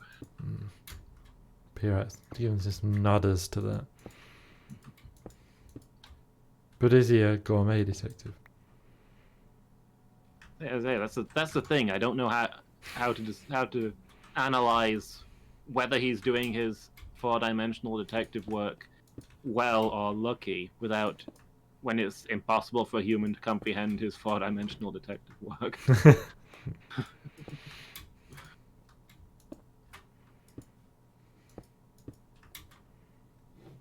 Oh no, I kind of want to watch more Gourmet Detective. I think I only saw 2 of them. I think I saw 2. I think I saw 3. The Hallmark movies from the US. They're very twee, but they're bizarrely watchable. Like, they're actually really fun. Like, obviously it's propaganda, and it's like really over the top, and like a lot of there's such nonsense, and I love it. Yes, Spirit, thank you. I was kind of like stumbling my way to that, but yeah, that's it. It's nonsense. They're absolute nonsense, and they're really fun. It's like a restaurant critic who gets embroiled in a murder and like falls for the copper. Basically, falls for the copper who comes to investigate it, and they like have to get his help because he's an expert in that like world, the culinary world, and that's what's been involved in the murder. And then they end up becoming pals, and he gets embroiled in more. He gets involved in more murders as like a consultant.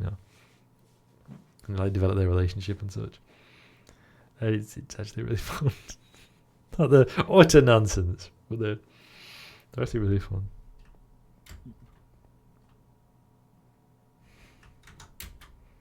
I think Bruce Boxleitner's in it, in one of them. They're like telefilms, I think Bruce Boxleitner's in some of them. I think he plays his dad. If you don't know who Bruce Boxleitner is, he played Captain Sheridan in Babylon 5. Yeah. And my mum had a crush on him when Babylon 5 aired in the 90s. She liked Captain Sheridan.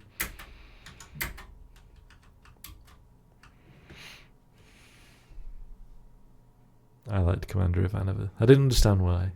Because it aired in 1994, right? So I was like 6. No, it was in 93. Coverage 93 or 94. 94, I think. But yeah, I was like 6. And I didn't understand why I thought Commander Ivanova was really cool. I'm like, I liked it when she was on Babylon 5.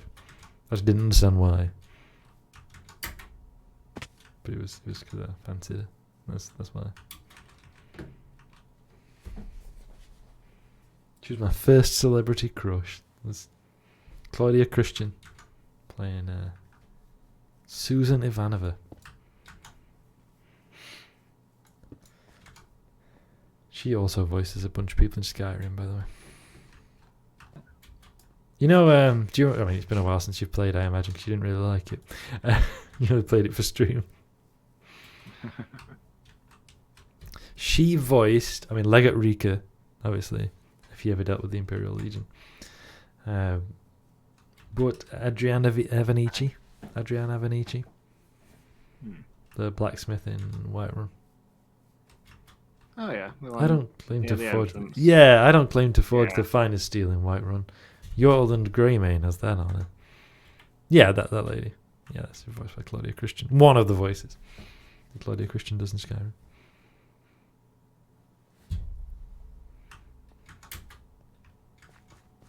She's really good in Babylon 5. Sorry. I couldn't really buy from the supposed best blacksmith in Skyrim because one of the companions repeatedly sexually harassed me every time I went near their base. Yeah, fair then. Fair. Like, that was an actual thing. Oh no, which one? I mean, you probably wouldn't know. I can't remember like that happening to me. I'm sure it did. I don't remember his name now. I think it's one of the two brothers. Oh, it was one of them, like Filcus and Yeah. Vilcus. He's Farcus and Vilcus, is it? yeah. It's a sort of a glitch, I think, but like as soon as I enter his sight range, he will repeatedly approach me and initiate conversation over and over again. Oh no! Like no, every time I end the conversation, he immediately speaks to me again, and he will follow me all the way through Wyvern, just talking to me constantly and just not stopping. Oh no! He will interrupt me while I'm talking to shopkeepers and all sorts. So I can't buy from the guy at the forge because he will come up to me and interrupt me. Oh, that's incredible. Yeah. It just works. Speaking of which, Starfield's out next month, isn't it? Is it? Yeah, apparently. I know, I was expecting it to get pushed back. The fact they didn't makes me think that it's going to be broken. Yeah. Like how much they cut out of Skyrim to make it on the 11th. For the scale of what they're supposedly doing, I can't see how they could have made it that fast. No. I mean, they announced Elder Scrolls 6 like 10 years ago, though, so that's not something. Was it 2016? Yep. I don't know. Sorry, go on. But if Starfield had taken twice as long to develop as it actually did, I still wouldn't believe that they'd accomplished all the things they claimed they were going to accomplish. No. I saw someone on like a YouTube still wouldn't comment. be enough time. Yeah. I saw someone on a YouTube comment say that it sounded great until they had whatever claim it was. And then, oh, Todd, you can't help yourself, can you? You just can't help lying. Yeah. I haven't kept up. What are they even claiming? Is it the X amount of worlds? Is that what you're thinking there, Lewis? Was that the claim you were? Yeah, that's the big one. 1,000 full worlds with their own NPCs and quest lines and that. Yeah. Come on, Skyrim doesn't have. Skyrim's got like 6 villages. Yeah. It doesn't have 1,000 NPCs. They're not gonna make 1,000 worlds, each with their own thing going on. What if they just AI generated them? Everyone's doing that these days.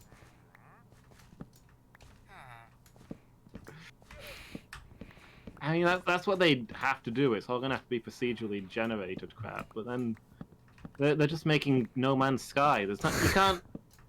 AI is not at the point where you can procedurally generate a storyline. No.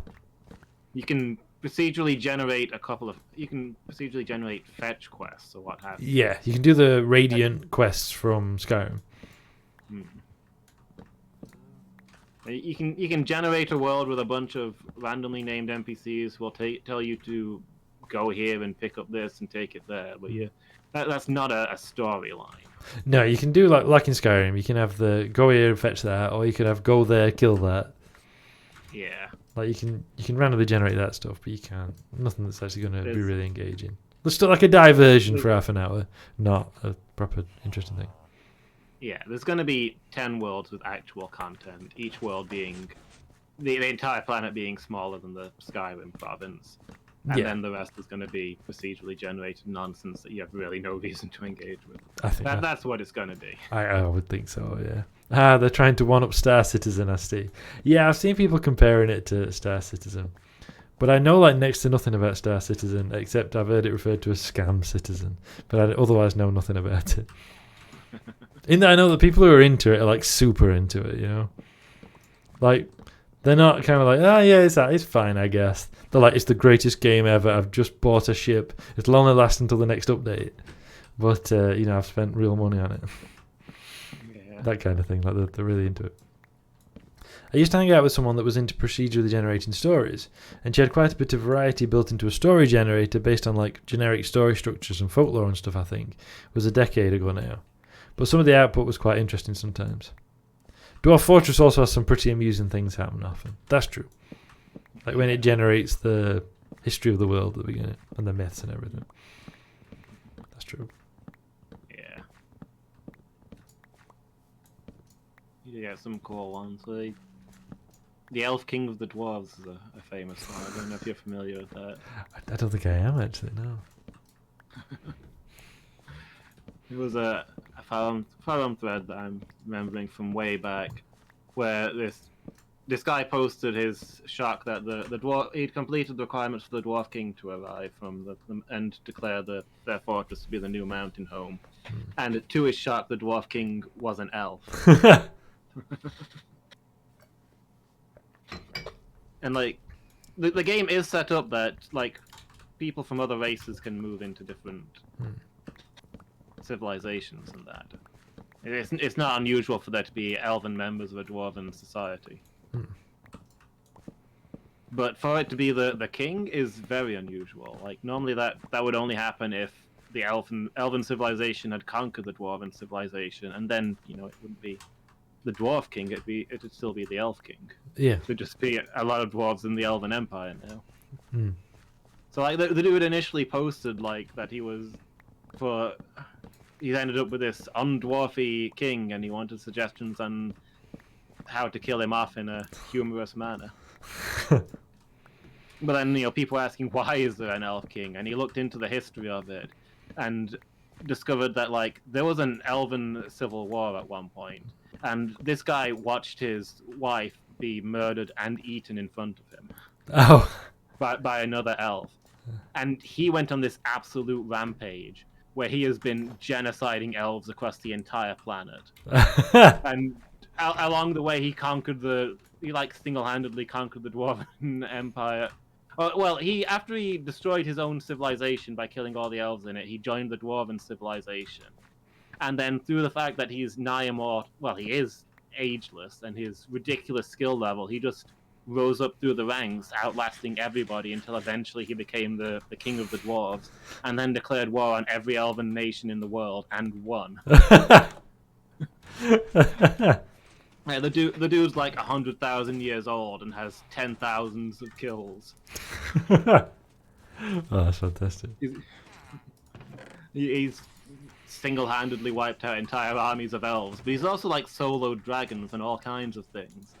And like as this came out, people were like, "This is the most dwarven king that we've ever had." It doesn't matter that he's an elf. We take it all back. He is the king of the dwarves. Oh, I love that. That's great. He's everything they want a dwarf king to be. Yeah. They should make that into a show, honestly. Yeah, I mean, I'd watch that. Yeah. Yeah, that's good. He's an elf who became so angry that he spontaneously turned into a dwarf. Beautiful. Come here. Come here. There we go. There you go. Over time. The one elf that grew a beard, exactly. Yeah. Out of sheer rage. This happens, you know, if you get angry and if you grow a beard, it's just what happens. I don't make this stuff up. But yeah, I mean, the thing for me with just to get back to Starfield at the moment is I'm probably going to, it's coming out, you know, September 2023. So I'd imagine I'll probably be playing it in like the Steam summer sale 2026. Yeah. 2025 maybe, I don't know. They might have fixed some of the more major issues by that time. That's what I'm hoping. Like I'm not like really holding out hope, but they fixed like the worst of them maybe. I mean, it depends. Like I played Skyrim for the first time in January 2014. It was on Steam sale. Like it weren't dirt cheap, but it was much cheaper. A friend who I used to work with was like, he's like, pal, you've got to play this game. It's called Skyrim. I was like, I've heard of Skyrim, but I don't really like. I think once when I went around to Angel's granddad's bungalow when Angel was staying there, he'd got Skyrim on the Xbox and like turned it off when I got there. So I saw what it looked like, but I didn't. That's literally all I knew about it. And I'd like seen obviously the generic note. And he's like, no, you'll love it, pal. You'll love it, Mr. Starfire. We used to call each other Mester and surname sometimes. Sometimes in the style of Mr. Wint and Mr. Kid, but that's another thing. And he's like, you'll love it. And at the time, I was very low, like mental health wise. I got some physical health problems. Got a lot of bullying at work from the boss. You know, things. This when they decided to triple our workload again, which of course was a disaster. But we were held accountable for it. You know, it is bosses. It was just horrible, and I was having like a really rough time. And he said, "You've got to try it. It's on sale. Like, I wouldn't, I think you're going to love it." Anyway, I tried it, and I did love it. Right, and it became a real escape for me for the next 6 months. Like, I played it. Apart from like Chivalry Medieval Warfare Tuesdays, I played it like whenever I could, basically, until I think I did a little bit of painting, but nothing much. So I wasn't really in the mood. Through to July. I played like 6 months, and that's partly why Skyrim was like that's such like a fond connection for me, because it came to me like then, and it was a good escape. And I remember saying to a fellow at work who was like a fitness pro, I've talked about him a fair few times, and he was like, I was talking about how at work we're constantly getting crap thrown at us, right? In patient records, you're constantly having people be like nasty to you, even though you've done a great job, etc. And then I can play Skyrim, and people who you help are like, "Thank you, Dragonborn, you've turned my life around." I'm like, "Thank you, I really appreciate you saving me," and all like this. And I was like, "That's really nice, actually." when everyone's being crappy to you, despite like doing your best and solving all the problems, having people be like, "Yeah, I really appreciate you helping me out." Actually, don't mind it. Yeah, I'm just going to watch a Let's Play or two, and if the gameplay is fun, I might buy it on a sale. I'm not that invested in video game stories in general. That's fair enough. I imagine, and I don't know, this is just track record, I imagine that for me, like Skyrim and like Fallout 4, it's probably going to be fun to play. Now, no doubt there's going to be lots of people who go, "I don't like the story," or "It's not an RPG." I imagine that's going to happen. And fair enough if you feel that. I'm not telling you what to feel about it. But I imagine it's going to be fun to play, which is the main thing for me. I'm not like a challenge gamer, and that's no slight on people who are. People who are like, "I'm going to play Elden Ring, but I'm not going to wear any armor, and I'm only going to use like the first weapon you get in game, and it might take me 1,000,000 hours, but I'm going to beat everything." That kind of stuff that people do. Like, fair enough if you want to do that, but that's not for me, because I like to play video games to relax. That is not relaxing for me. It's why I can't get on board with like Fallout 1, because I just don't like the gameplay. Even though I love the story, I love the aesthetic, I love the feel, and the sound design. Like the ominous music, I love all that, and I really want to play through the story, because I know the story is really good, but I just can't vibe with the gameplay. And I just can't do it. I want to. I imagine P-Rat's laughing at sound design, by the way. The music is fantastic, yeah. That's like a thing. I know I am. Yeah, that's a thing. The sound design. Dune, great sound design. Bit of a meme. But yeah, I just can't vibe with it. And that was like one of my first problems with New Vegas as well. Like, as much as I'm a big fan of sound design too. Exactly. As much as I love the story of New Vegas, because my version, it was so buggy and stuff like that, it kind of spoiled it for me, which is why I intend at some point to play it with using Kira Chats as a guinea pig, essentially, right? In that she played through with a load of mods that people who know this stuff really well told her were the essential mods. So I've also got those essential mods because I've seen that they works, and it doesn't crash every 10 minutes. It crashes like once every 10 hours. And it was like literally crashing every 10 minutes or more for me, and there were a lot of problems. So like that kind of like... Sorry? But let me ask, when is Nair for Essential Mod? Thank you.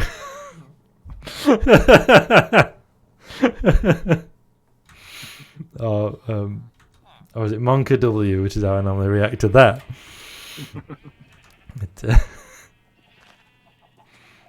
But yeah, so like that's something I'd like to play again, because it did like foul up the experience for me. I couldn't enjoy it because it was like crashing all the time, and I don't like the cone of accuracy stuff, which is from Fallout 3 as well.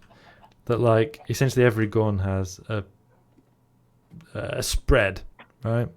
Which is, I mean, not inaccurate. That's how guns work. They do have a spread. But no matter what basically happens is how there's essentially you're rolling a dice every time you fire about where within that spread it's going to land, and things narrow it, but it's still always on that. There's always that chance. So like you can put the cursor bang on somebody's head, pull the trigger, and it like misses them. So that like I didn't really enjoy. Whereas in Fallout 4 it is literally just like point and shoot. Like there is still like a bit of a cone of accuracy, but it's based on like factors you can account for. Like automatic weapons are less accurate. If you put better sights on it, it will fire more accurately. Stuff like that. Like longer barrels are more accurate.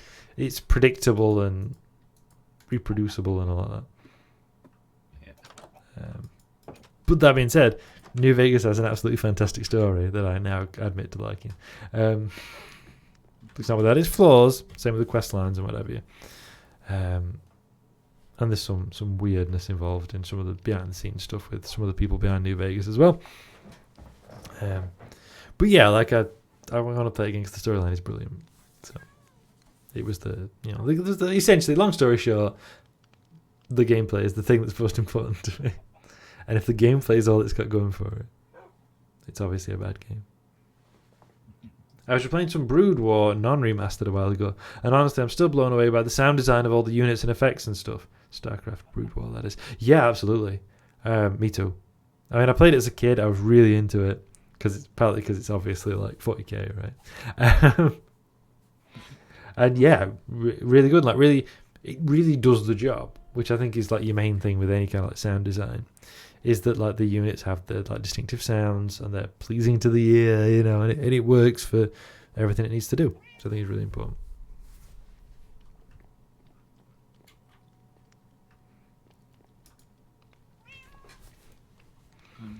Been holding on to not one but two thoughts. I imagined as much. I thought. Conversation. I was kind of expecting it. I mean, in general, I expect it, to be honest. Like I know that usually you'll have some thoughts. I mean, about holding on to the thought, waiting for the pause in the conversation. That's me right now. Yeah. So, would you like to share those thoughts? We're kind of coming towards the end because I want to finish slightly earlier today. So, would you like to share some thoughts on this? I mean, first of all, hearing you talk about how Skyrim was very happy and rewarding for you with like doing things for people and having them thank you and talk about how glad they were that you were there, etc., etc. Like, I'm remembering my playthrough being more like everybody addressed me as orc and told me to go back where I came from, etc., etc. You do have very different gameplay experiences. I was playing as a Breton, so I got mild xenophobia. I later replayed as a Dunmer and got nothing but like race hate, so that's a very different experience. Yeah. I was like, this is an awful place. This is my one playthrough, and that's all I've experienced is that everybody in Skyrim is a horrible racist. Yeah, that's definitely what happened when I played through as a Dunmer. Yeah, it's just like, oh no, like some people got killed in my Dunmer playthrough that did not get killed in my Breton playthrough. Like got followed through the streets of Windhelm until there were no guards around, that kind of thing. Yeah. Also, it's what they expect Dunmer to do, so why not play to the stereotype? If that's what they're gonna say. Sorry, Karen. Yeah, it's probably a similar, as a Dunmer, you probably share a similar experience to the orc in being one of the unpopular kind of elves in a region where the popular kind of elves are not popular. Yes, absolutely. Yeah, like they hate elves by default, and yet there are also unpopular elves within the hated elves category. Mm-hmm. Absolutely, yeah. Bretons are sort of seen as like foolish and weak, but they're still human. Yeah. Well, still man. Is it man? That's the thing, isn't it? Man and mer. Yeah. Even though they're part mer, aren't they? And in Elder Scrolls Online, you can one of your little customization options is to give Bretons pointy ears, like slightly pointy ears. It looks really cute, and it's like a nice little nod to their ancestry. Also, I mistook. I've told the story before, but in case anybody doesn't know, I assumed Bretons were like real-world Bretons, so I gave them like a Celtic name that I devised, and then it turned out they're actually French. But the Reachmen, like violent rebels who worship the Daedra, have Celtic-style names, so I guess I'm actually one of them. But that's fun. I wouldn't have changed it for the world. I believe you had another thought, Loomis, with a capital T, perhaps. Yeah. I actually have a thought on my thought that I'll just get out really quickly. I just remembered, like I devised my backstory for my orc that she was like a refugee from oppression, because it's not, being an orc woman is not like the best thing. No. My backstory was that she'd left the misogynistic orc camps to establish herself as like a female orc warlord and prove that women could also be violent barbarian leaders, etc., etc. Sure. And then I walk right into this place where it doesn't matter that I'm a woman, because being an orc already disqualifies me from being a person. Yeah. Yeah. The step down is not starting out from people being awful and then having such a big step down. Like Skyrim is worse than the barbaric orc camps. It puts them on a certain level. Yeah, that's a thing. And my other thought, capital T. Yeah, on the you talking about it being a very relaxing experience for me. I mean, I just don't really enjoy relaxing. But yeah. I'm sort of vaguely remembering somebody putting it quite well. Their rebuttal to my complaints when I think it was when I was playing through the first dungeon on stream, and I was a little disappointed that there wasn't like any puzzles or anything. There was nothing really to solve or explore. I was saying how like I don't feel like I'm interacting with this. There's rooms and things, but like it's pretty much a straight line. There's no real puzzles or anything. The combat encounters aren't really requiring me to think. I just walk into the room, kill the enemies, go on to the next one, and like this isn't really gameplay to me. It's not. It's kind of boring. And somebody was saying, that's because it's not meant to be a think about it game. It's meant to be a turn your brain off kind of game. You're supposed to be there to relax and not think. It's for the people who come home exhausted and just want to hold down forward on the D-pad and feel like they're achieving something by doing that. Yeah. Not what I'm looking for, but I get it. Yeah. And I think that's it for me. I don't want to have to like carefully think about a build. Right, because you can do that in Skyrim, right? You can optimize your character in various ways. And like you can I feel like optimizing your character in the slightest is overkill, to be honest, but yeah.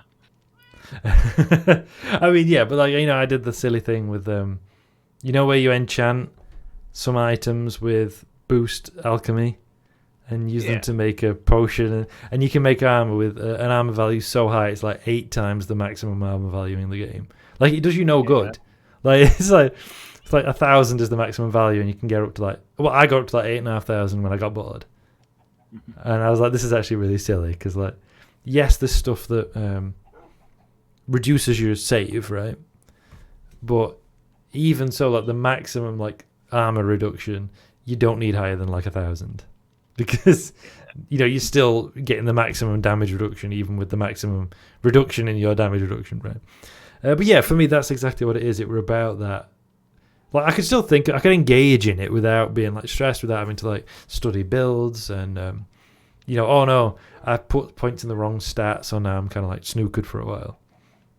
Yeah, I can kind of be like, oh yeah, I'm actually struggling a little bit, relatively speaking. I'll just like level up. When I level up, I'll put some points in it. I didn't have to grind. And it's same with Fallout 4 for that for me. Like I found that I struggled more in New Vegas, which is actually a design thing, right? You're supposed to, certain areas are too hard for you, and you're supposed to have to think about how you're going to do it. Whereas in Fallout 4, yeah, there were some areas that I had to flee from because it, I was not prepared. But I would never it was never like a big problem. I could just go somewhere else. Or I wasn't like struggling in combat encounters a lot of the time. I just had to avoid super mutants for a while and assaultrons. Those words. And I saw that about B-Rat. Oh, by the way, if you're ending soon, Chloe started streaming 10 minutes ago. Then yeah, we'll raid Faye. We'll raid Faye. We'll do that. Thank you, B-Rat. But yeah, like, I will say one thing. If you play Fallout 4, maybe you have to be like a casual gamer like me. But if you hear enemy detected in the AO, then like shivers run down my spine and I start sweating. Like a faintly feminine voice saying like, enemy detected in the AO. And I'm like, oh no. Where's the Assaultron? Where is it? And you start hearing that hum as it powers up. You're like, oh man, oh no. Like, what do we call it? Death claws. Like, whatever. I can deal with a death claw. I'll shoot in the leg and run away. But an Assaultron, it could be anywhere. Engaging stealth. Oh no, don't do it. Yeah, so I that's fair. Yeah. And like different. Sorry, go on. I think for me there's a certain requirement of complexity to a game because I can't relax. I cannot turn my brain off. The closest thing I can accomplish is occupying it with something else. Yeah. Like if I'm given a brain shut off situation, I start getting the bad kind of intrusive thoughts. Yeah, I completely understand that. Yeah. Like I struggle to go for walks because there's nothing to distract me and I get very worked up and upset. Yeah. So I need to be challenged at all times, otherwise I will have a breakdown. Yeah. I think there's a couple of points there. I was just going to say, B-Rat saying, kind of like the entering ecological dead zone warning in Subnautica. Yes. Are you sure what you are doing is worth it? No, I'm not actually. I'm going to leave. This is very... Just the words entering ecological dead zone is enough to make you go, actually, you know what? I'm going to turn around. Like I'm going to go back to that pretty coral I saw earlier. This is... Warning, this action will immediately kill you. Would you like to continue? Yes, no. The Dunes also has a warning like that, but I forget the exact wording. Yeah, I think it's the one where it's something like about only Leviathan class predators and microorganisms live here. I can't remember. Yeah, I don't even be right. But yeah, for me, like painting is the thing I do to really like clear my mind. By the way, because I like get to like watch. So I like have the telly on, or like watch a film or video or stream. Not like a live stream, so I like to like interact with chat and stuff usually. But like when I'm like watching a VOD or whatever. Yeah. And so I've got that on, so that's noise and colours. And then I can paint the model, and I'm kind of like, it's like mindfulness, right? You're focusing on the strokes, but it's not like overwhelming. You're not being like, I have to focus on you've got the film or whatever on that's kind of like, yeah, you're looking at that and you're painting, and it's just nice, and just everything kind of clears away a little bit. And that's when I want to like occupy my mind and do the kind of mindfulness stuff. Whereas when I want to just relax, I mean, it's still relaxing too, right? Because it's that kind of relaxing, like you were saying. But then sometimes I come in from work and I'm shattered, and I don't feel like putting that effort in. So yeah, just play a game that you don't have to worry about too much. Yeah, I mean, as you're probably more aware than anybody else in the world, including perhaps myself, I've had like 15 meltdowns over my attempts to get into painting. So yes, I'm well aware. Yeah. Sadly, not been a success for me. But the way you phrase it does make me think that maybe my equivalent is like, I do often play like sim games and put on a VOD of a streamer I like in the background. And like, sim games often have... There are a lot of things for me to solve. There's also a lot of downtime where you're like waiting for things to happen. And I can just scroll around my town, check that everything's okay while listening to the VOD. And I think that's a similar experience to what you're talking about. Yeah, I think so, yeah. Yeah, I think that's like a... Yeah, that seems to be, I guess, your version of it, if you like. Yeah. And I think it's nice to find those things, because we're not all the same. So finding, like, your thing that is the one that works for you, I think is really good. That's really useful. Yeah. And for me, it's painting. For you, not so much. I've tried. I really have. You have. I want to so much. Maybe one day. Maybe one day. But yeah, that for me is like a really big thing, and that's probably why. Let's be honest. That's why I'll like defend GW a little bit, because I want them to keep making 40k. I'm still critical of things they do wrong or I don't like the Primaris vehicles. They're hideous. They're ugly as sin. What were they doing? Yeah.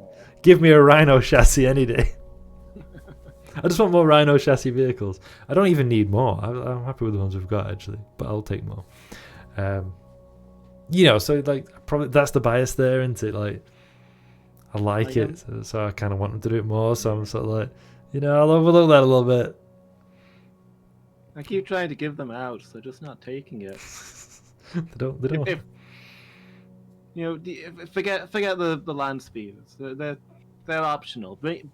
Bring out new Space Marine Scouts. I'll come back. I promise.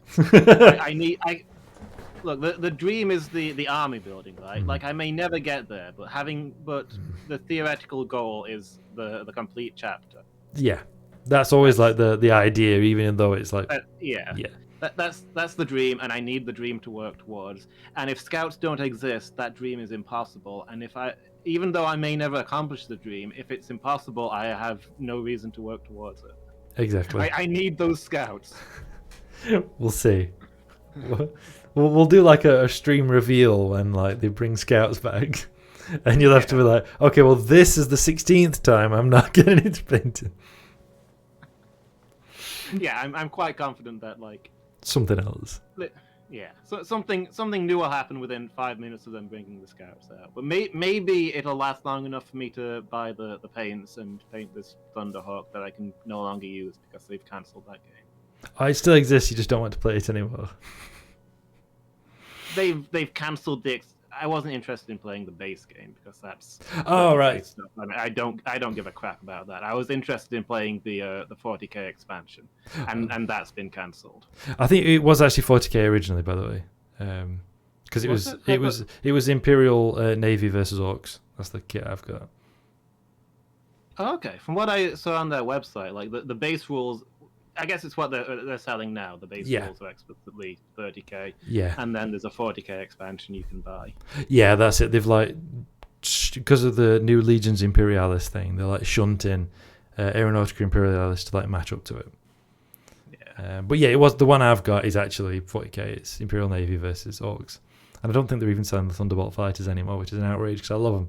Anyway, it's past time. We need to go. B-Rat said, first time you get past the Coral Forest in the west. That's exactly it, B-Rat. Thank you. So we're going to raid Chloe. I actually had to copy her username because I can never remember it. So that's what I was doing while we were talking. I had to look it up. Thank you everybody for watching. That's been a lot of fun. I'll be back on Sunday at around 1800 BST for more painting. We're going to be painting the Battle Predator, aren't we? Because I feel we're going to do that a while. And I'll be back a week today at around 2000 BST, you guys. 2000 BST for more Minecraft. So thank you, B-Rat. Thank you for keeping us company, and thank you for chatting. It's been a lot of fun. You always have some interesting perspectives I like to hear. And thank you, Loomis, of course, for joining me. And also, Loomis, thank you for remembering the raid message that I always forget. Thank you for that. Let's copy that right now. Thank you, everybody. Let's get ready. Okay, we're going to do a raid. Thank you, Loomis, for joining me. Thank you for having me. No problem, as always. I'll let you say your final thoughts, and then we'll sit there. I'll start the raid going, and then we'll finish. Say his final thoughts. There's a whole countdown, right? And I always do this. Yeah. Oh, I can't be right. I can't raid if it doesn't allow it. So never mind. Unless BR has any thoughts on that matter, well, but maybe has raids off. Probably does. Yeah. The thought was there. Thank you for the suggestion, B-Right. Maybe another time. So yeah, have you got any final thoughts, Lewis? Now we're not on a counter. It's been good. Thank you for letting me blow off steam by ranting constantly about 50 different things. No problem. Appreciate Always. It. It's been good. Oh, good. I'm glad. So yeah, thank you, buddy. That's been a lot of fun. I hope you feel better for it, Loomis. And I'm sorry that you got a lot of stuff going on right now. Thank you. Yeah, have a good time zone, everybody. All right. So yeah, thank you, everybody, again. I hope to see you all soon. Until then, take care and namarie.